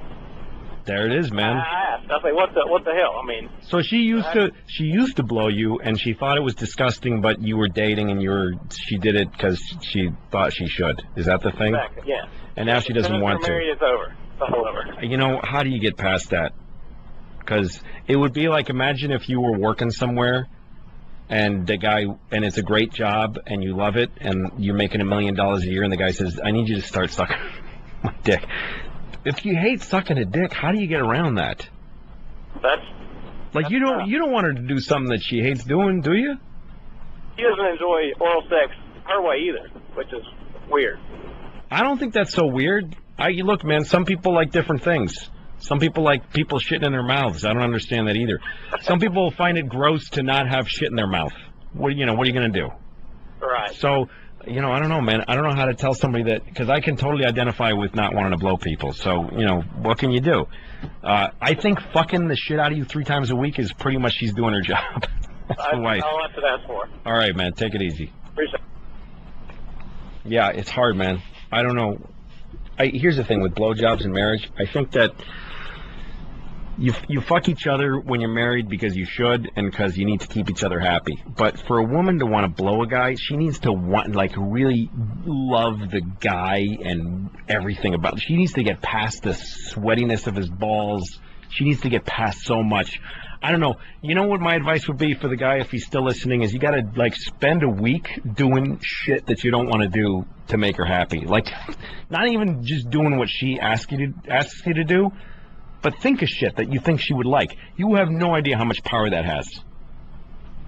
If you approach it right, it is easier to get laid when you're married than it is when you're single. Because when you're single, you have to pick a girl up in a nice car. You got to take her somewhere. You got to go, oh, really? For an hour or 2. You have to fucking agree with shit you don't agree with. You have to dress nice. You have to dance a whole dance and think of what to say. And then even then, she's probably not going to fuck you, let alone blow you. But when you're married, if you fucking straighten up the magazines on the coffee table, she's going to suck your dick. Come home sometime when she's not home and do some shit in the house that she didn't even ask you to do, but would make her life easier, and she will drop to her knees and suck your dick. That's what I would say to people who want their wives to blow them with their cocks in the mouth. Jason from New York City. Hey, what's up, How you doing? I'm all right. What's up? Guys, I got a quick question for you. I'm married almost 5 years. I'm just curious. How do I get my wife to have anal sex? I don't know. I don't know your wife. I mean, I never fucked anyone in the ass, so I don't know. It's driving me nuts here. It's driving. You just have to fuck her in the ass. You're just dying to do it. The ass was so beautiful, Have you said that to her? I said it to her. I said it's beautiful. I've done anything and everything I could, but she still says no. You've done everything. Everything. I do that just like you said before the blowjobs. I fix up the magazines. I wipe down the table, take care of the kids, And she still won't let you put your dick in her ass and pound her fucking rectum. Dude, it's fucking do not enter over there. One-way street. I just don't. I don't know. Again, I don't know if I could say that that's a woman's obligation to let a man fuck her up the asshole. Listen, have you ever asked her this? Like the old thing when there's the old joke where you say to a woman, would you let me fuck you for $10 million? And she says yes. And then you say, would you let me fuck you for $100? And she says, what do you think, I'm a whore? And you go, well, we already established that. We're just negotiating price. You know that old joke? Well, so say to your wife, by the way, I think you got to turn off your radio because I think I hear myself. Can you do that? Yeah, I got you. Okay. So, say to your wife, just use your imagination, honey. What would have to happen for me to fuck you up the ass? Sky's the limit. Fucking give your mother a new house. Well, she already told me over her dead body that it would ever happen. That's what I'm trying to figure out. Okay, well, hey, there's a beginning. That if you killed her, you get to fuck her in the ass. I got to take a note of that. Try to go one thing short of that. Hey, maybe tell her. How about if how about if you gave her some drugs that knocked her like 15 Percocet or something safe? What if you got a guy like a anesthesiologist to put her under and you just fucked her in the ass and she woke up kind of uncomfortable? Just ask her that. That's one step back from over her dead body. That's not a bad idea. I got a friend that's a dentist, Hey, you're fucking halfway there, man. Get him to come over, put her under, you fuck her in the ass, you film it, you make some money. She never knows nothing. Does she go on the internet? Yeah, but she only email and plays games. Yeah, see? So you could have a fucking video of your wife, you banging her in the ass, you wouldn't even know it. But make the money off that too. But seriously, try to get her to say a condition under which she'd let you fuck her in the ass, like $10 million, some crazy thing, and then start negotiating from there. Good luck, man. I sincerely hope, Jason, that you fuck your wife very hard in the ass at least once before you both die. I really hope I do. Okay, I gotta man. give it to it. All right, thanks a lot, Bob. That's an interesting want. I never wanted that. Now I want to fuck my wife in the ass, but for all the wrong reasons. Like, not as a sexual thing. I just want to fuck her in the ass to get out some aggression. Hello, somebody from Delaware. I don't know your name, though. It's Tim, buddy. Hey, Tim, buddy. What's up? What's up, man? Love fucking Lucky Louie. Love Shameless. You're awesome, man. Thank you very much. Anyway, I'm at home now. Me and my girl have been together for 6 years. I'm 22 years old. We've been together since 10th grade. Amazing. And, what's up? That's amazing. Go ahead.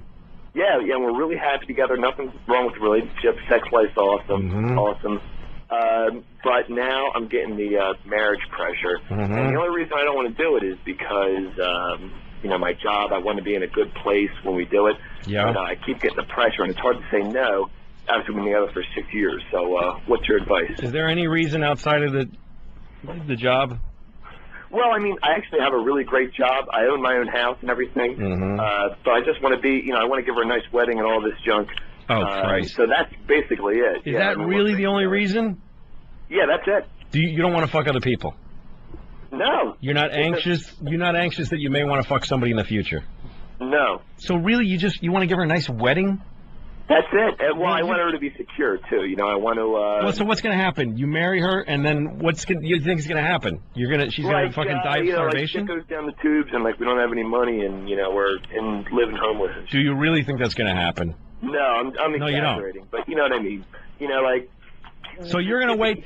You're going to wait till you hear about when people's marriages where they're, not happy because, all this shit's going wrong, I think might happen.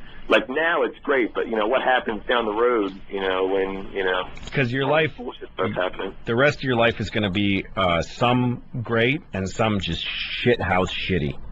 Fucking shit house shitty. It's going to happen to you. You're only 22. You might go through something where you get fired and you lose your insurance and your leg falls off and you got to walk around with one leg, or you get one of those shitty prosthetic legs. You ever seen those prosthetic legs that are just fucking ugly, kind of like fucking pale skin tone? And you've seen great legs. You've seen legs that work like a leg and have a nice Nike on the foot. And then you see somebody with a shit leg and they're limping and you go, what the fuck? Why don't you get one of the nice ones, you cunt? Yeah, right? That could be you. You could have that. You could have a shitty fake leg. That's what you're headed towards, is a life of up and downs. If you get married, you're going to get to share the great times with your girl, and you're going to be on the fucking rock bottom together blaming each other. Are you saying my only two choices are a shitty prosthetic leg and a half-decent prosthetic leg? Yeah, those are your choices, because your life is just, oh, God, you're headed for the worst life anyone's ever had.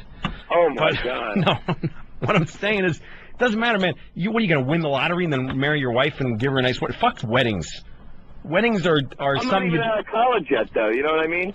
Well, see, now you have different reasons. You're afraid of settling down. You want to do other things. You're afraid of somebody telling you what to do. Other things. It's that I'm just unsure. I'm insecure. I'm not insecure about. It's the strangest thing. It's because most of my friends, they have that. It's like the other people calling into your show. They have other shit going on and all this junk. They want to fuck other girls.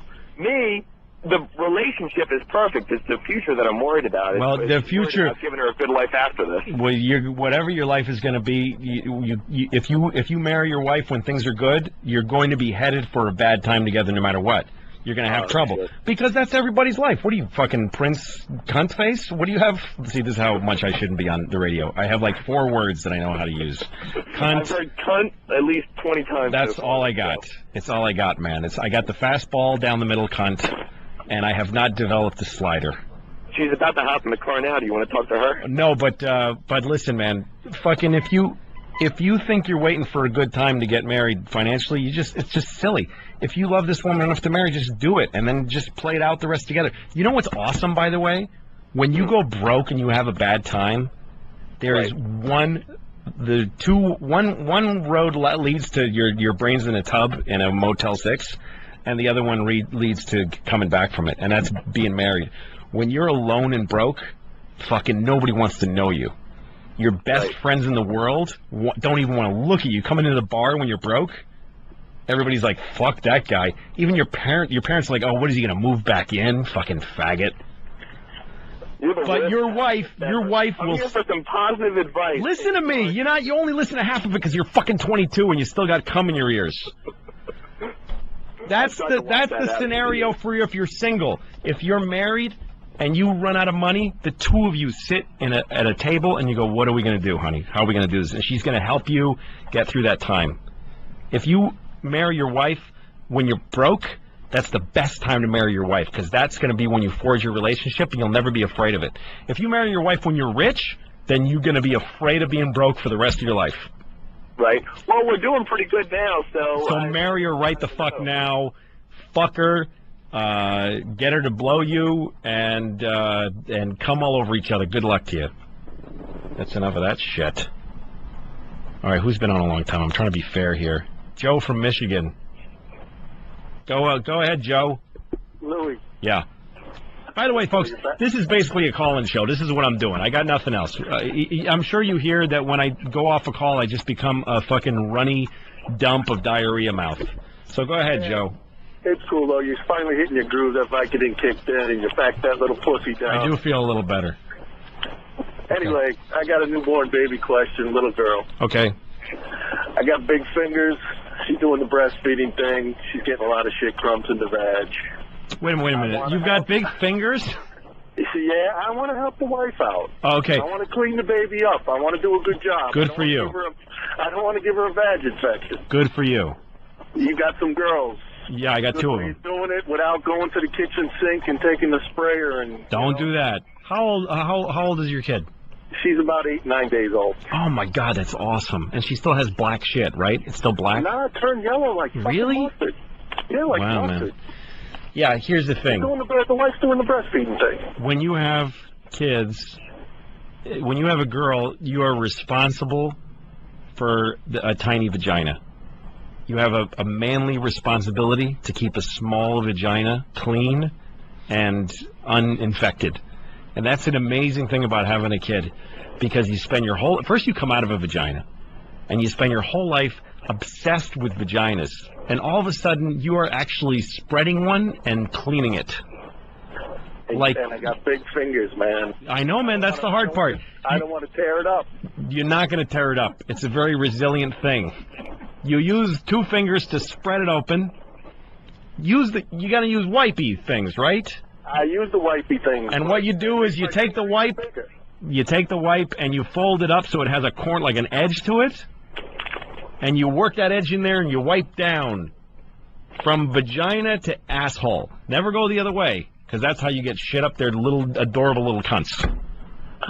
You got to spread it and just go. Don't get your fingers up in there. Oh no. Just use your fingers to spread them open, and then just wipe down. Okay. You're going to be fine, man. You're going to do a good job keeping your daughter. And next, when she's 18 asking you for money for a car, say, hey, you would have a dirty vagina if it weren't for me. So shut the fuck up. All right. John from Vancouver. You wanted me to do this. What did you want me to do? You want a break. How do I follow that? Sorry, John. Spreading a little fucking vagina with big fingers. Listen, John from Vancouver, hurry up, because we're going to take a break now. What do you got? Oh, okay. We're having a drinking game over at frunkus.net. Let me take a guess. Every time I say cunt, you drink? Well, cunt, I think we should add that, but it was die or kill yourself. Oh, okay. Yeah, see? That's, again, I have nothing. I'm a very... If we added cunt, we'd all be dead within about half an hour. Probably, John. Good luck, guys. F6 R's, unkus.net. Unkus.net. This is Louie C.K. You are listening to The Virus. I got a DVD called Shameless. Buy it on Amazon. I'll be back after a break, motherfuckers. Cunt! Hey, this is Louie C.K. It's Louie C.K.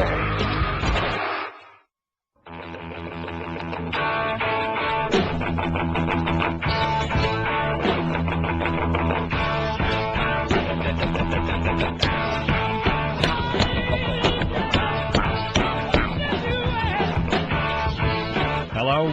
It's Louie C.K. Turn it off. If you fade out, I'll kill you. Oh, you should have faded out. That was inelegant. Yeah. Okay, that's good. This is Louie C.K. You're listening to the O&A Virus channel thing, 202 XM Radio. I want to thank Opie and Anthony, by the way, for letting me do this. Those are two really great guys. I mean that sincerely. Jim Norton, it goes without saying, is my good friend and co-star on my Shit Gone show. But those are two great guys.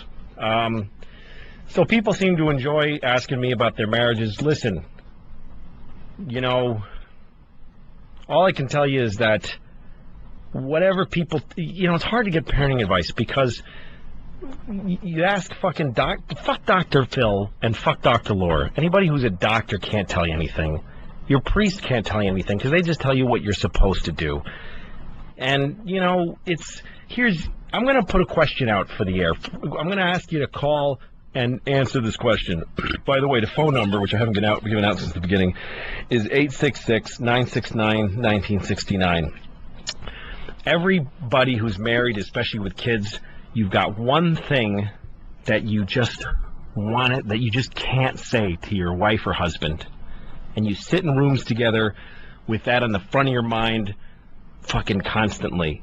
And I want to ask you, what is the thing that you wish you could say to your spouse more than anything? Really dig deep and think of something honest. You know, like, I was talking to a friend of mine about how when you hang up the phone with your wife, your husband, you go, okay, I love you, bye. And don't you wish you could just say, okay, I love you, but I'm not in love with you, bye. And just hang up and just blurt it out. So what is the thing? I'll take calls for people that don't have that yet, but call and tell me what's the thing that you wish you could fucking say right to their motherfucking face. Okay? Let's see what we got here for calls for a second. This person, Sean from Huntington. What's going on? You tell me. Yo, I just got a question for you. Mm-hmm. Are you sure that was Vicodin you took and not birth control pills? Because you're talking like a woman, bro. I am, really? What did I say that sounded womanly to you? I don't know. I just, all this stuff about cleaning babies' vaginas and stuff, you know, I'm used to, I don't know. I'm used to a different Louis C.K., man. Do you have kids? No. Unfortunately, I don't. Well, if you got a girl... I'm too young to have kids, to tell you the truth, actually. Well, at some point, if you have a girl, she's going to have shit in her fucking pussy, and someone's going to have to get it out of there. So what can I tell you, man? I clean cunts. I got 2 of them. What can I do? No, normally, it's the one thing if you're using your tongue to do that. You think that's woman's work? Cleaning a vagina? That's parents' work. Doesn't matter. Whoever's around when the shit goes in the pussy has got to be the person to get it out of there. So, you know, what can I tell you, man? If that sounds womanly to you, then...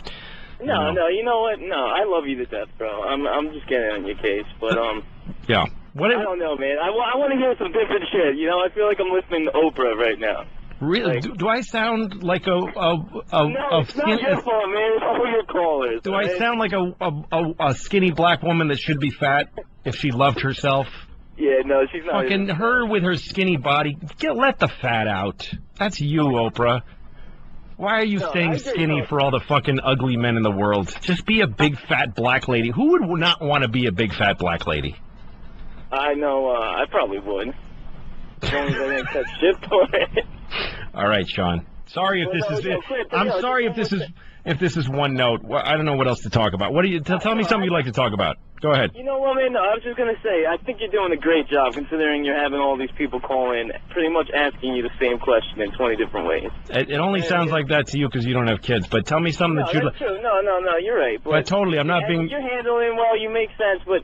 I don't know, man. Maybe next time, I'm hoping you're doing this again, because I love you to death. Thanks, man. Maybe bring, like, a newspaper. Oh, you want me to talk? Well, here's the thing, because I thought about what am I going to do on this show. Obviously, I didn't think it out to an actual idea, but I thought about, because that's what I have friends who do the radio. I say, what do you do? They say, we'll get the newspaper. Here's the thing. It's Saturday night. It's almost midnight. Fucking, who had a crack at the newspaper? Fucking Jay Leno with his shitty jokes, Jon Stewart, Conan, fucking Jimmy Kimmel. It's like when I used to write for Conan, and I hated knowing what fucking Paris Hilton is doing and what fucking all these. Michael Jackson. I just don't give a shit about what's happening in the America's just a shit cunt of a country, and I just don't care what's in the news. I really don't. Yeah, you know what? I feel you, but I feel like we need someone like you who will talk about it and use the word cunt.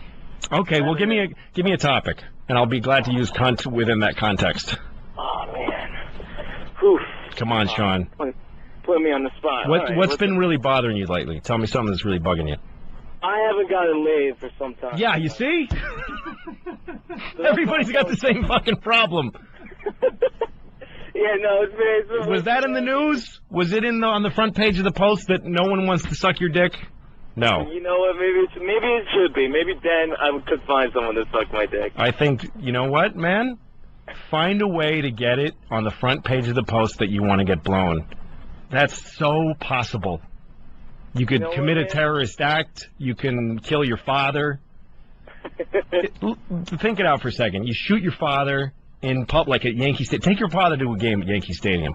Shoot him in the fucking loge. And you will be on the front page of the Post, and they ask you, why'd you do it? And you go, because nobody will fuck me. You will go to prison and get letters up the ass and have a conjugal visit and get fucked. That's my advice to you, Sean. But I think the only problem would be I'd be getting fucked in the ass then. Hey, then you're getting fucked in the ass and getting blown. How do you beat that? Man. You're onto something, bro. All right, good luck, man. Let's see. Here's another off-topic thing here. Austin from Austin. What's your name? I don't know. They wrote it down wrong here, I think. No, it is. I'm Austin from Austin. Oh, that sucks. What's up, man? I moved there. I'll have two things. I want two names besides Cunty McShitballs. I have twins that are due in a little over a month. I wonder if you have any ideas on names for them. A boy and a girl. A boy and a girl, and you want names. And they're going to be twins? A girl and a boy at the same time? That's fucking, wow. What should you call them? What does your wife want to call them? We have no idea. We've been kind of looking at books and stuff, and she likes boring shit, Sarah and Elizabeth and Kimberly. I want something different, and I know you have a creative mind, so I was going to ask. Why do you want something different? See, this is the thing. People, how old are you? 26. So you're a young guy in your 20s, and you live in Austin, Texas, which is like a kind of alt community. You're like cool. You have like a little soul patch, and you know. Actually, 3 years ago I did, yes. Okay, so you haven't really gotten your hands around the fact that you're having a kid yet. The idea of having a kid and naming one Sean and the other one fucking Brittany, and you're going to be cleaning up after, you want to kill yourself. So you're trying to cool it up. You want to name them like fucking Lemon and Dylan. I like Savannah or Sierra or anything. Yeah, see all that shit. That's just denial. Those are just the names that people give their kids because they haven't gotten around the idea that because they think it's boring and suburban to have children, and it ain't. It's fucking profound. It brings you to the point of insanity and suicide and murder, triple fucking suicide murder.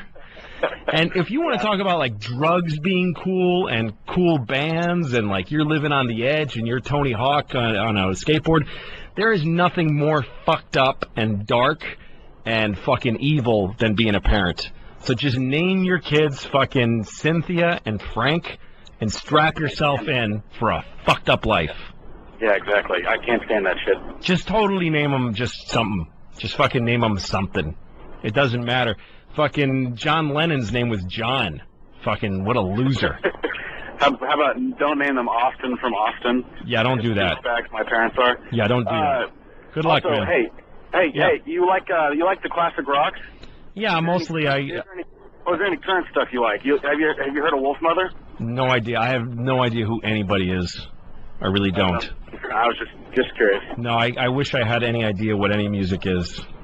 I like, you know what I listen to? This is what's fucked up.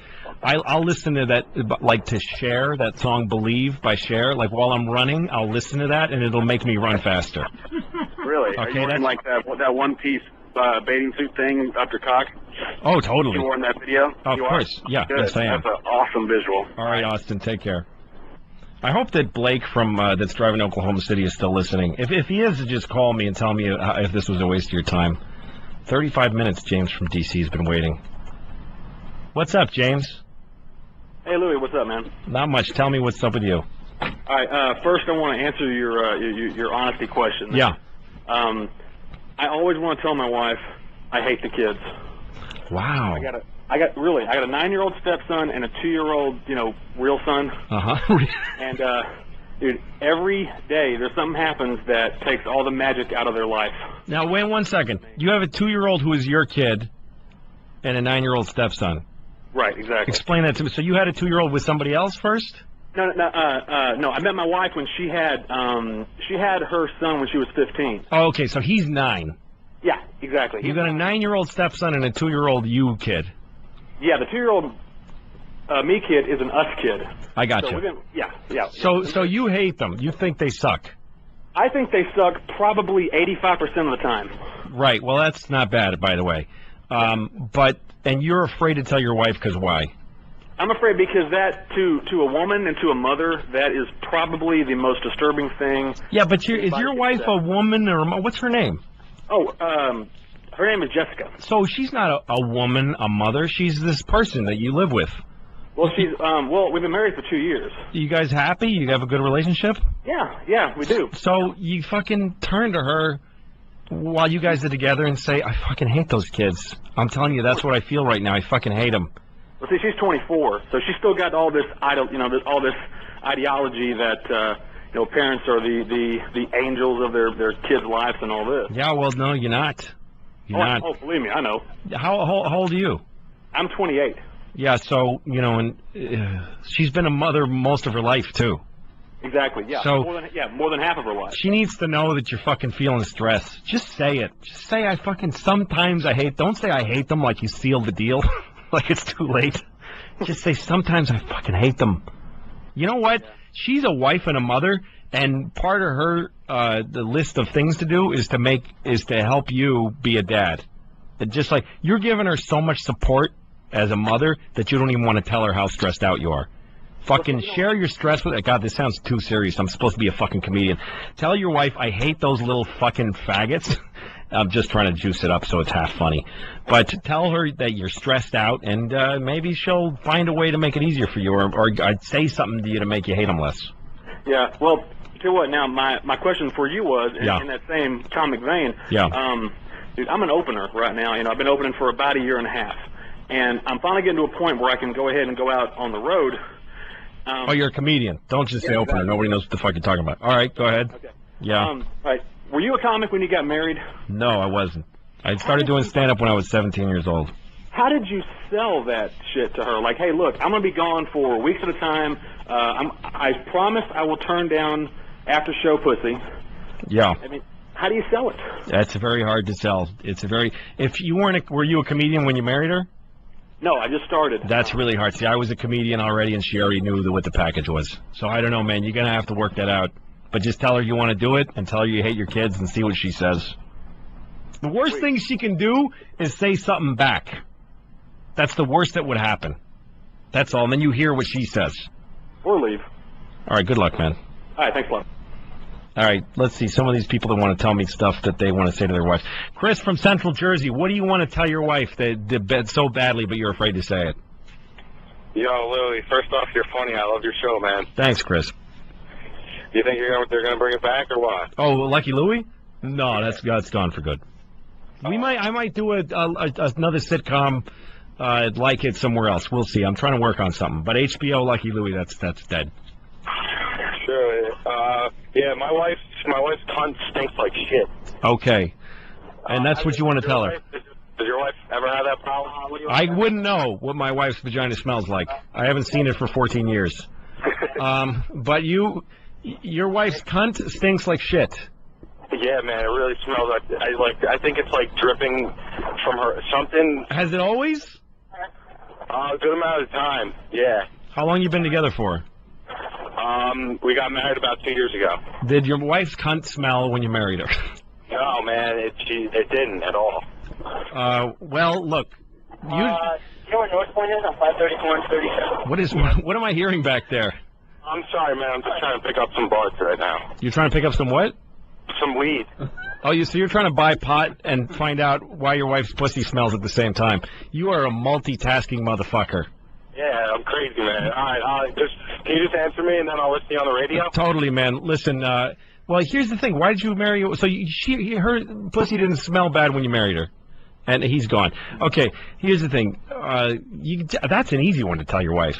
I mean, I don't think that I would say your cunt smells like shit. I think probably she'll hear those words more than she'll hear the idea behind them. Dress it up a little bit. Say your vagina is awfully aromatic lately in a negative way. She shouldn't have a smelly fucking pussy. That's not a nice thing. Why are you afraid to say that to your wife? Just tell her, honey, your pussy, whatever you call it to her. Like every woman has a word that she wants her husband to call her pussy. While you're some women, while they're being fucked, they like it being called a cunt, but not in polite conversation.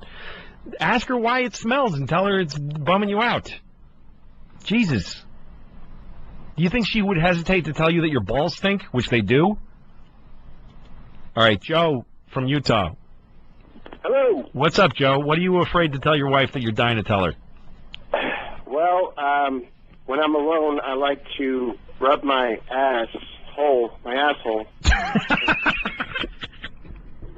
Not only that, but after a long day, I just like to see what it smells like. Okay, you like to rub your asshole and then smell your fingers. Is that the idea? Yeah, I smell my fingers right after rubbing it just to see, just to check.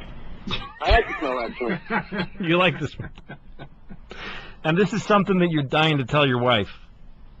Well, I told her that I want to share a secret with her if she shares one with me, and I thought that would be a good one to share. Think of another one. Here's the thing. There's nothing wrong with what you're doing, by the way. I think what you're doing is awesome. It's totally self-pleasure. You're getting into yourself. Nothing wrong with it. But nobody, and I mean nobody, has to know about it. I don't mind knowing about it. Listen, I remember when I was staying home from school once, I was sick, and I think I was like 10 years old, and I had really bad gas, so I sat on a pillow in front of the TV, and I farted into the pillow for like 2 hours. Just kept farting into the pillow. And then I took a big, deep whiff, and to this date, in 40 years of my life, I've never paralleled that smell. Like, that bar is set so high. It's the worst and best thing I ever smelled. I'm with you so much on scratching your asshole and smelling the fingers. But how about farting into your hand and smelling it? Total, dude, we're like blood brothers. But no woman you're married to needs to hear this. No reason for her to know it. I don't know. I mean, if you're dying to tell her, maybe there's a reason. What's the worst thing? Tell her, see what happens. She's not going to leave you because of that. She might not fuck you for 6 months, but... What's that? I thought it would just bring us closer. It might. Understand me better. I think try to pair it up with something else. Like, say something like... I don't know, I can't think of something else. But, fuck it, tell her. Good luck, man. Right. Maybe she'll tell you that... she once killed a baby and threw it off a bridge, and then you'll wish you hadn't told her about the butt smell. Good luck, man. All right. Here's Don from New York. This is more the kind of thing that I was thinking of. Don, what do you want to tell your wife? Hey, Lou, how are you? All right. Hey, well, it started with the other conversation you had. Been married for 13 years, married for 8. Wow. Very unhappy. Uh-huh. Kids? Any kids? 4 kids. 4 kids, okay, go ahead. And all I do now every day is just wish that she would just die. That's what I wish I could tell her, is that I wish she would just die. This is more like it. This is what I thought I would hear. These are the kind of things that you live with in a marriage, inside of your head all the time, driving next door. You're saying something like, I don't know, maybe we should have turned back there. Or you're saying something like, what time should we call your parents and let them know that we're going to be late? But what you're really thinking is, I wish that you would fucking die. Right?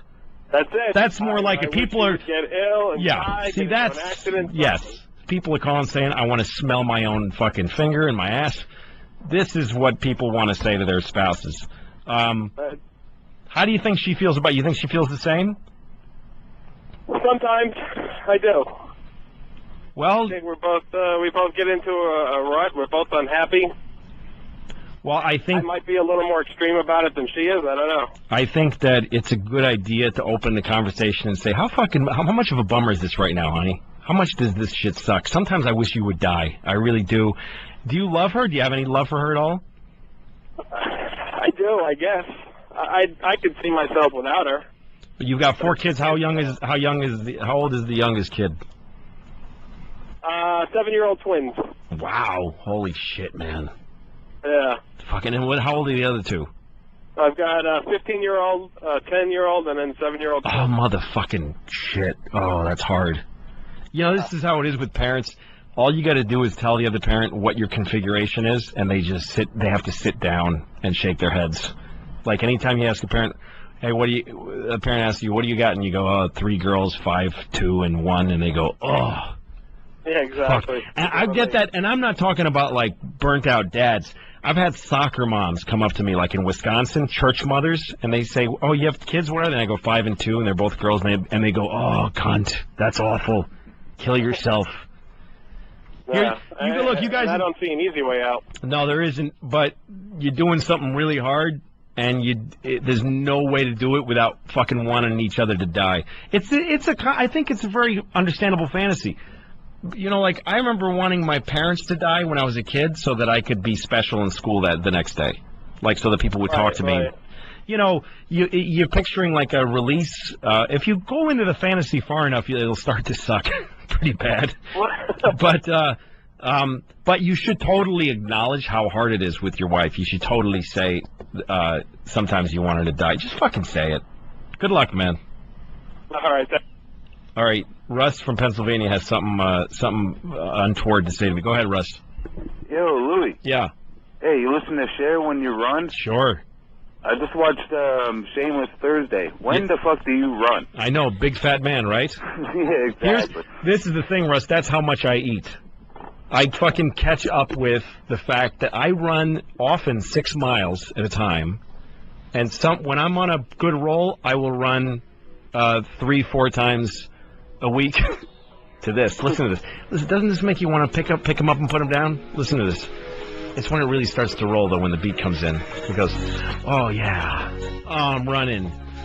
And, like, I'm pumping my arms, and I'm going like, go, Cher. Get in there. And then it reaches this next level. Ready? This is when you really start to run. Oh, yeah. Looking at the fag next to you on the treadmill. And you look at him and you both wink and nod, and it's totally not gay. It's just that a gay man and a straight man can both listen to Cher and work their cardiovascular. It's good shit, man. Okay, turn it down.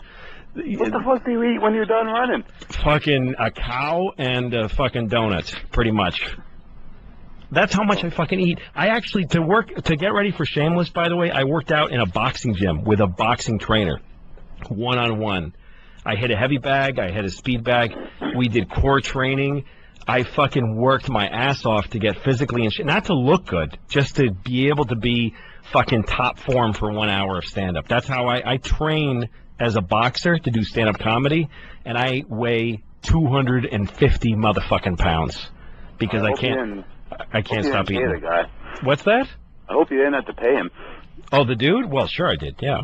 I'm a fat fuck myself, so I'm just fucking with you. No, listen, I don't feel bad. No, you're not making me feel bad, but it's a good question. You look at a person. It wasn't meant to. No, you look at a guy like me and you go, how are you running?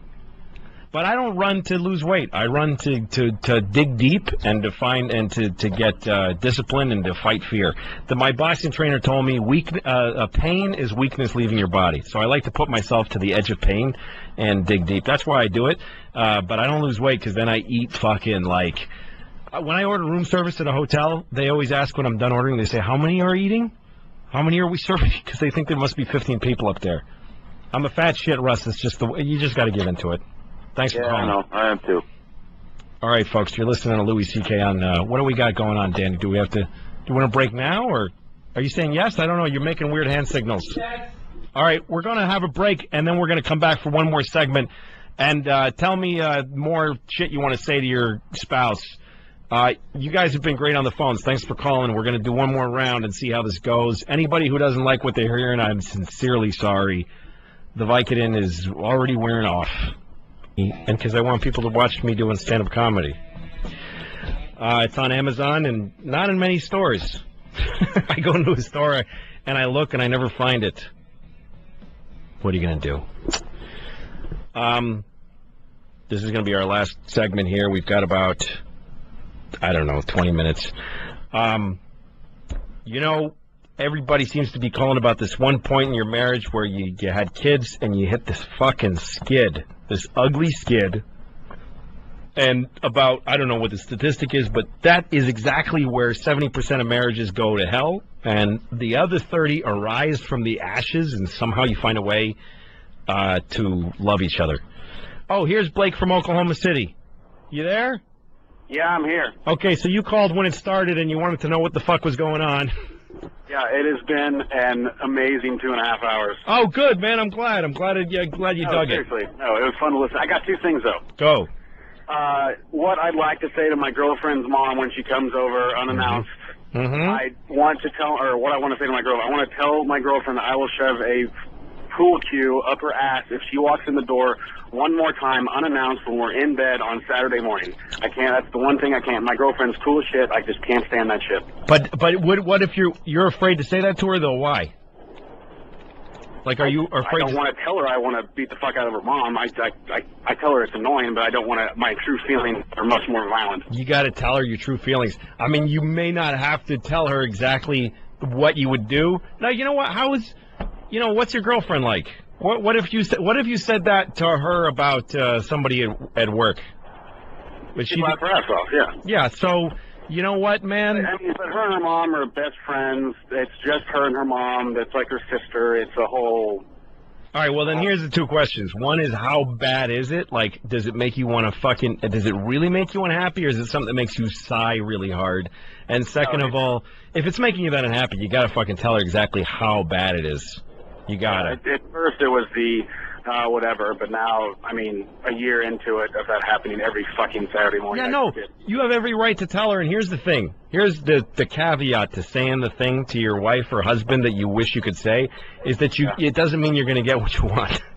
You got to hear the risk. It may be just the way, it may be a fucking trial balloon.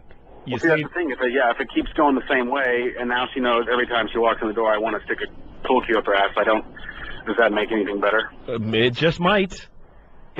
Because it's really going on in your head. So here's the thing. You say that to your girlfriend, and she'll either say, dude, I'm feeling you. It's really hard for me to say no to my mom. Yeah. Or, in which case you'll have a new understanding, and you'll actually probably have a better time when her mother comes over. Or she'll say, if you ever say that to me again, I'll fucking leave you. And then you know where you stand. You said, did you have another thing?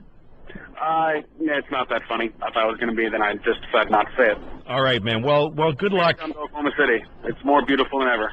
Good luck, man. I like Oklahoma. I like the surrounding area. There's some lake there that I once was driving my dog across the country, and I stopped by some lake by Oklahoma City, and I looked at the lake. Hefner. Maybe that was it, but I was driving. There's restaurants on and everything, yeah. I was driving a Lincoln Navigator that I rented.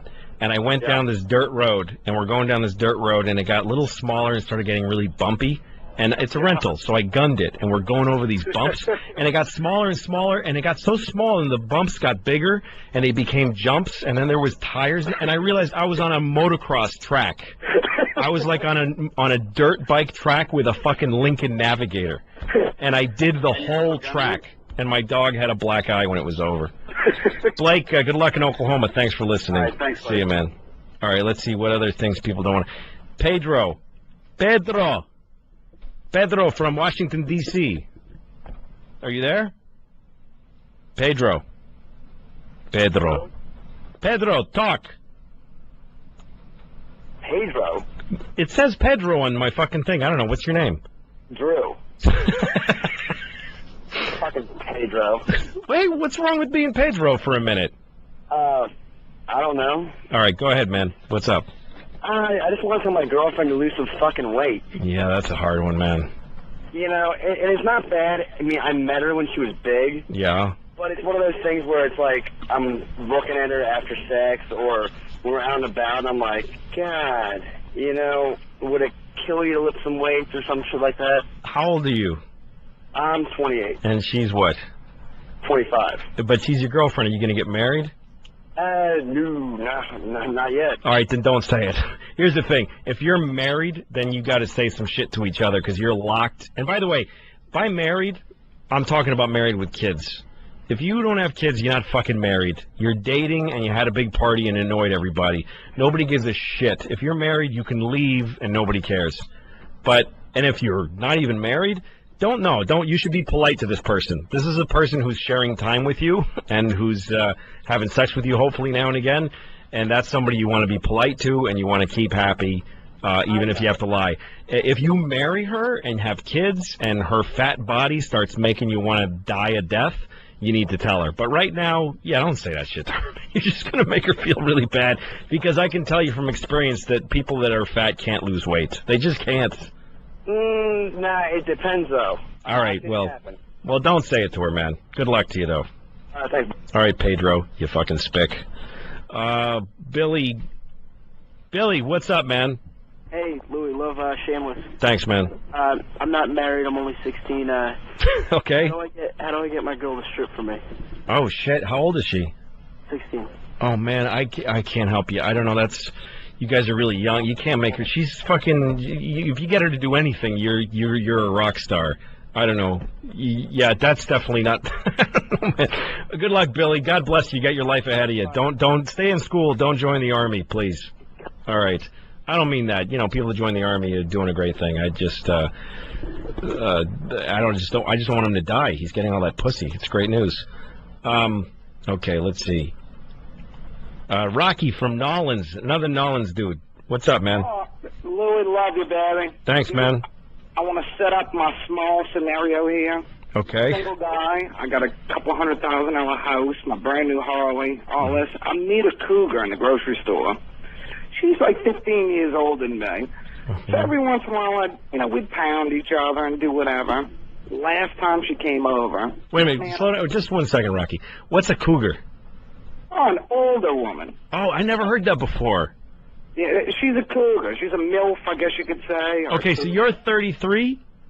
And she's 48. And she's 48. You're banging a cougar that you met in a grocery store. You've got a house and a Harley. I'm a happy man. I got my life ahead of me. Okay, so where's the rub? Last time I was with her, and I'm getting ready to frickin' empty my bag. And I was being a gentleman. Where do you want it at? And she tells me, I want you to come inside me, baby. I want to have your child. Yeah. That, needless to say, there was blue balls that night. Yeah, well, that just sounds like a good story, but how can I help you?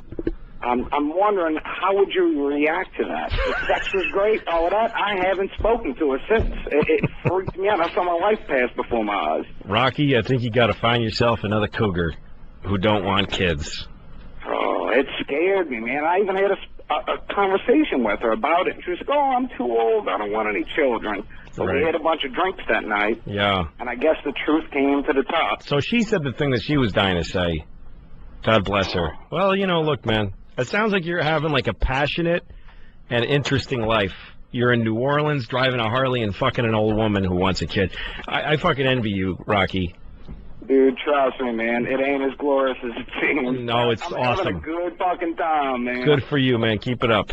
All right. Here we go. Matt from New Jersey sounds like he's on the right track here with this. What's up, Matt? Louie, how are you tonight? I'm okay. Fantastic. I was listening. I only caught about the last 20 minutes of your show. I'm not married. Okay. But I'm 35. Had a great life. Always getting laid. I'm a DJ. I was a singer for a band. Never had any problem getting pussy. Never had a serious girlfriend that I actually liked until about 6 months ago. Okay. Meet this girl, start dating. I'm absolutely in love with her. Great. This is the girl who I will be with until one of us dies. Great. But she just moved in about 3 weeks ago. She moved into my place. Yeah. And things are still going well. But I find myself looking at her, hoping that, just like, can I get back to my shit now? Can you die? Because I'm not going to break up with her, because I do love her. Right, you just want her to die in increments. Yeah. You want her to die for like 20 minutes so you can watch something on TV and then come back to life.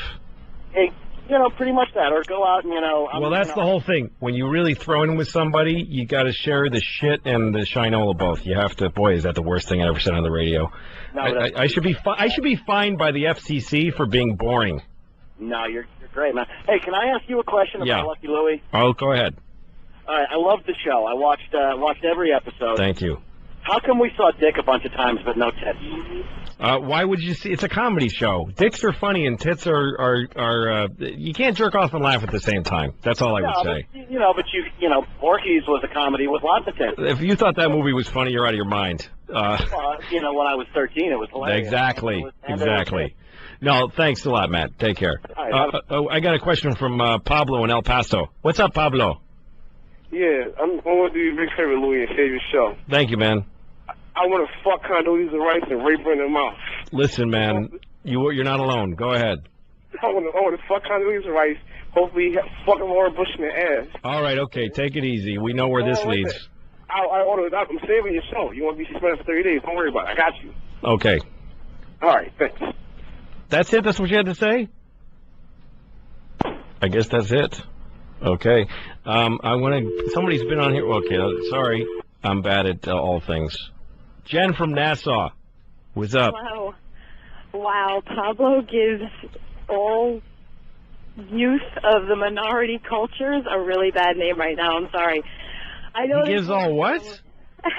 He gives minority youth, male minority youth. I love how white people, like, if one person who sounds brown says one bad thing, they go, you see those people?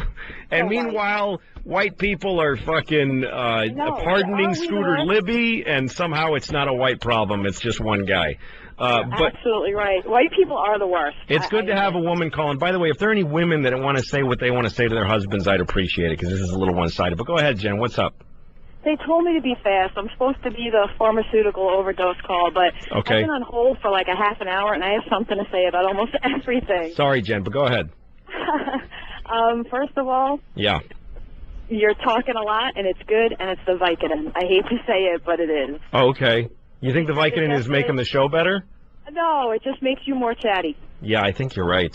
I'm telling you, your mind starts racing and your mouth just opens. So, yeah, I think... Anyway, I do want to touch a little on the what to say to your spouse thing. Please tell me, yeah. These people, they should not be married if they did not marry that person, already being able to say that whatever they want to their spouse. Well, you know what? It ain't that easy, though, because you're with the person you're with the person all day, every day. It's very hard to say, there's times I wish you were dead, and then go to IKEA together. Listen, Lou, if you're thinking of saying that to your spouse, I don't think you should be spouse anymore then. Yeah, but no marriage. How are you married? I am not. You're not married? I am not. Jen, I know you were on hold for 30 minutes, but shut the fuck up. You're gone. You have no idea what these fucking people are going through. There's no marriage that doesn't get to a point where you want the motherfucker dead. It's just the way it is. Whether you say it or not is a different story. Alex, what's up? Alex. No. Talk, baby. Hey, what's going on, man? I got an interesting situation here. Okay. You got to go fast. Yeah, I'm cool. So I went out with this girl for 2 years. I'm only 20 years old, so I mean, I'm just calling for a little bit of advice. But lately, I'm in a band, been playing a lot of shows, been getting laid pretty often. But I just can't seem to seal the deal. You know? What do you mean, you haven't fucked her yet? No. I mean, I banged a lot of girls, but like this one girl, she was like the first girl I ever had sex with, and she just knew how to do it. She knew what was going on, and like I kind of got into like the whole pattern where she knew what was going on, and I don't know, like I can't seem to find another girl who's as good. Well, how old are you? 20. 20. I'm hanging up on him. I got no sympathy for anybody who's 20. You could just, turn gay for 5 years and try that, and you'll still be only 25. So how can I feel you, man? You seem like a nice guy, but I got no sympathy. Okay, Scott. What's up, Scott? Hey, what's up, my brother? What's going on? One thing I gotta say to my wife is just shut up. Shut the fuck up. Just stop. It's just stop fucking whining. Okay. I just can't fucking handle it. Yeah, I know. Anymore. That's it. It's over. You just can't take it? How long you been together? 15 years. That's a long fucking time. Yeah. Boy, there's no cure for that feeling, boy. But see, it'd be great. Be fine. Everybody's happy. We're doing good. And then she just fucking shut up. Fucking just go. fucking somewhere else and just fucking go for a minute and just leave me alone to collect my goddamn thoughts. Because this fucking blah, blah, blah is fucking driving me Here's the thing. You need to start saying shit like this to your wife. I need a big fucking break from you. And whether that hurts your feelings or not is something you got to deal with. But I need to go somewhere and be away from your fucking mouth for a little while. You need to just recharge your batteries in another room. I got to hang up on you just because we're running out of time. But you need to just say the shit. I've started to say shit to my wife that I just, instead of, fucking wives hate ambiguity. Honey, it's not, or like making up a thing. I don't really want to do it, because just say, I just don't want to hear it right now. You're really bumming me out. You need to know that. And it puts the ball in her court. What can I say? I wish a woman called. Are we running out of time now? Are we just about done? You've got a few minutes. I got a few minutes. All right, we got only one call anyway here left. Brian? What's up, Brian? How's it going? Yeah, my wife, when I sleep, I wake up, my cock is in her mouth. Uh-huh. I'm always getting a blowjob. Okay. I'm awake or when I'm asleep. So she's always blowing, she's just constantly blowing you? Yes. How old are you, Brian? 55. And how old is your wife? 51. And she just loves sucking. Does this bother you? No, hell no. I think it's great. So do I. Yeah. So you're just, this is like the joke, I'm fucking an 18-year-old girl. You're the thing that ends with, I'm telling everybody. You're just calling to brag that your wife still blows you constantly. Yes, I am. I think your wife should get the Congressional Medal of Honor. All right. Okay. Thank you very much. Thank you. Megan, are you there? She doesn't look like she's on there. Megan, what's up? Hi. Hello? Hi, Megan. Hi, I have a 3.5-year-old son. Uh-huh. And my son, I just want to tell my husband that we both work, but I work for a family business, but I take care of my son mainly. And my husband acts like I do nothing, and he's a fucking slob. Uh-huh. And I had to clean up. I spent my whole Saturday cleaning the house while he sat by my parents' pool with the baby, and he still is a prick. Right, so what do you want to say to him? What are the words that you want to fucking say to him? Oh, I've said them before. Just fucking clean up after yourself. Do something. Yeah, but there's got to be, see, when you get into the details, that's where nobody listens. You got to say the big thing. Like the big thing, like... Thing is, why are you such a fucking asshole? Yeah, you fucking suck, and you have zero idea what the fuck is going on in this house. Exactly. You're a fucking child, and you need to... Here's my advice. Say it, and then suck his dick while he's thinking about it.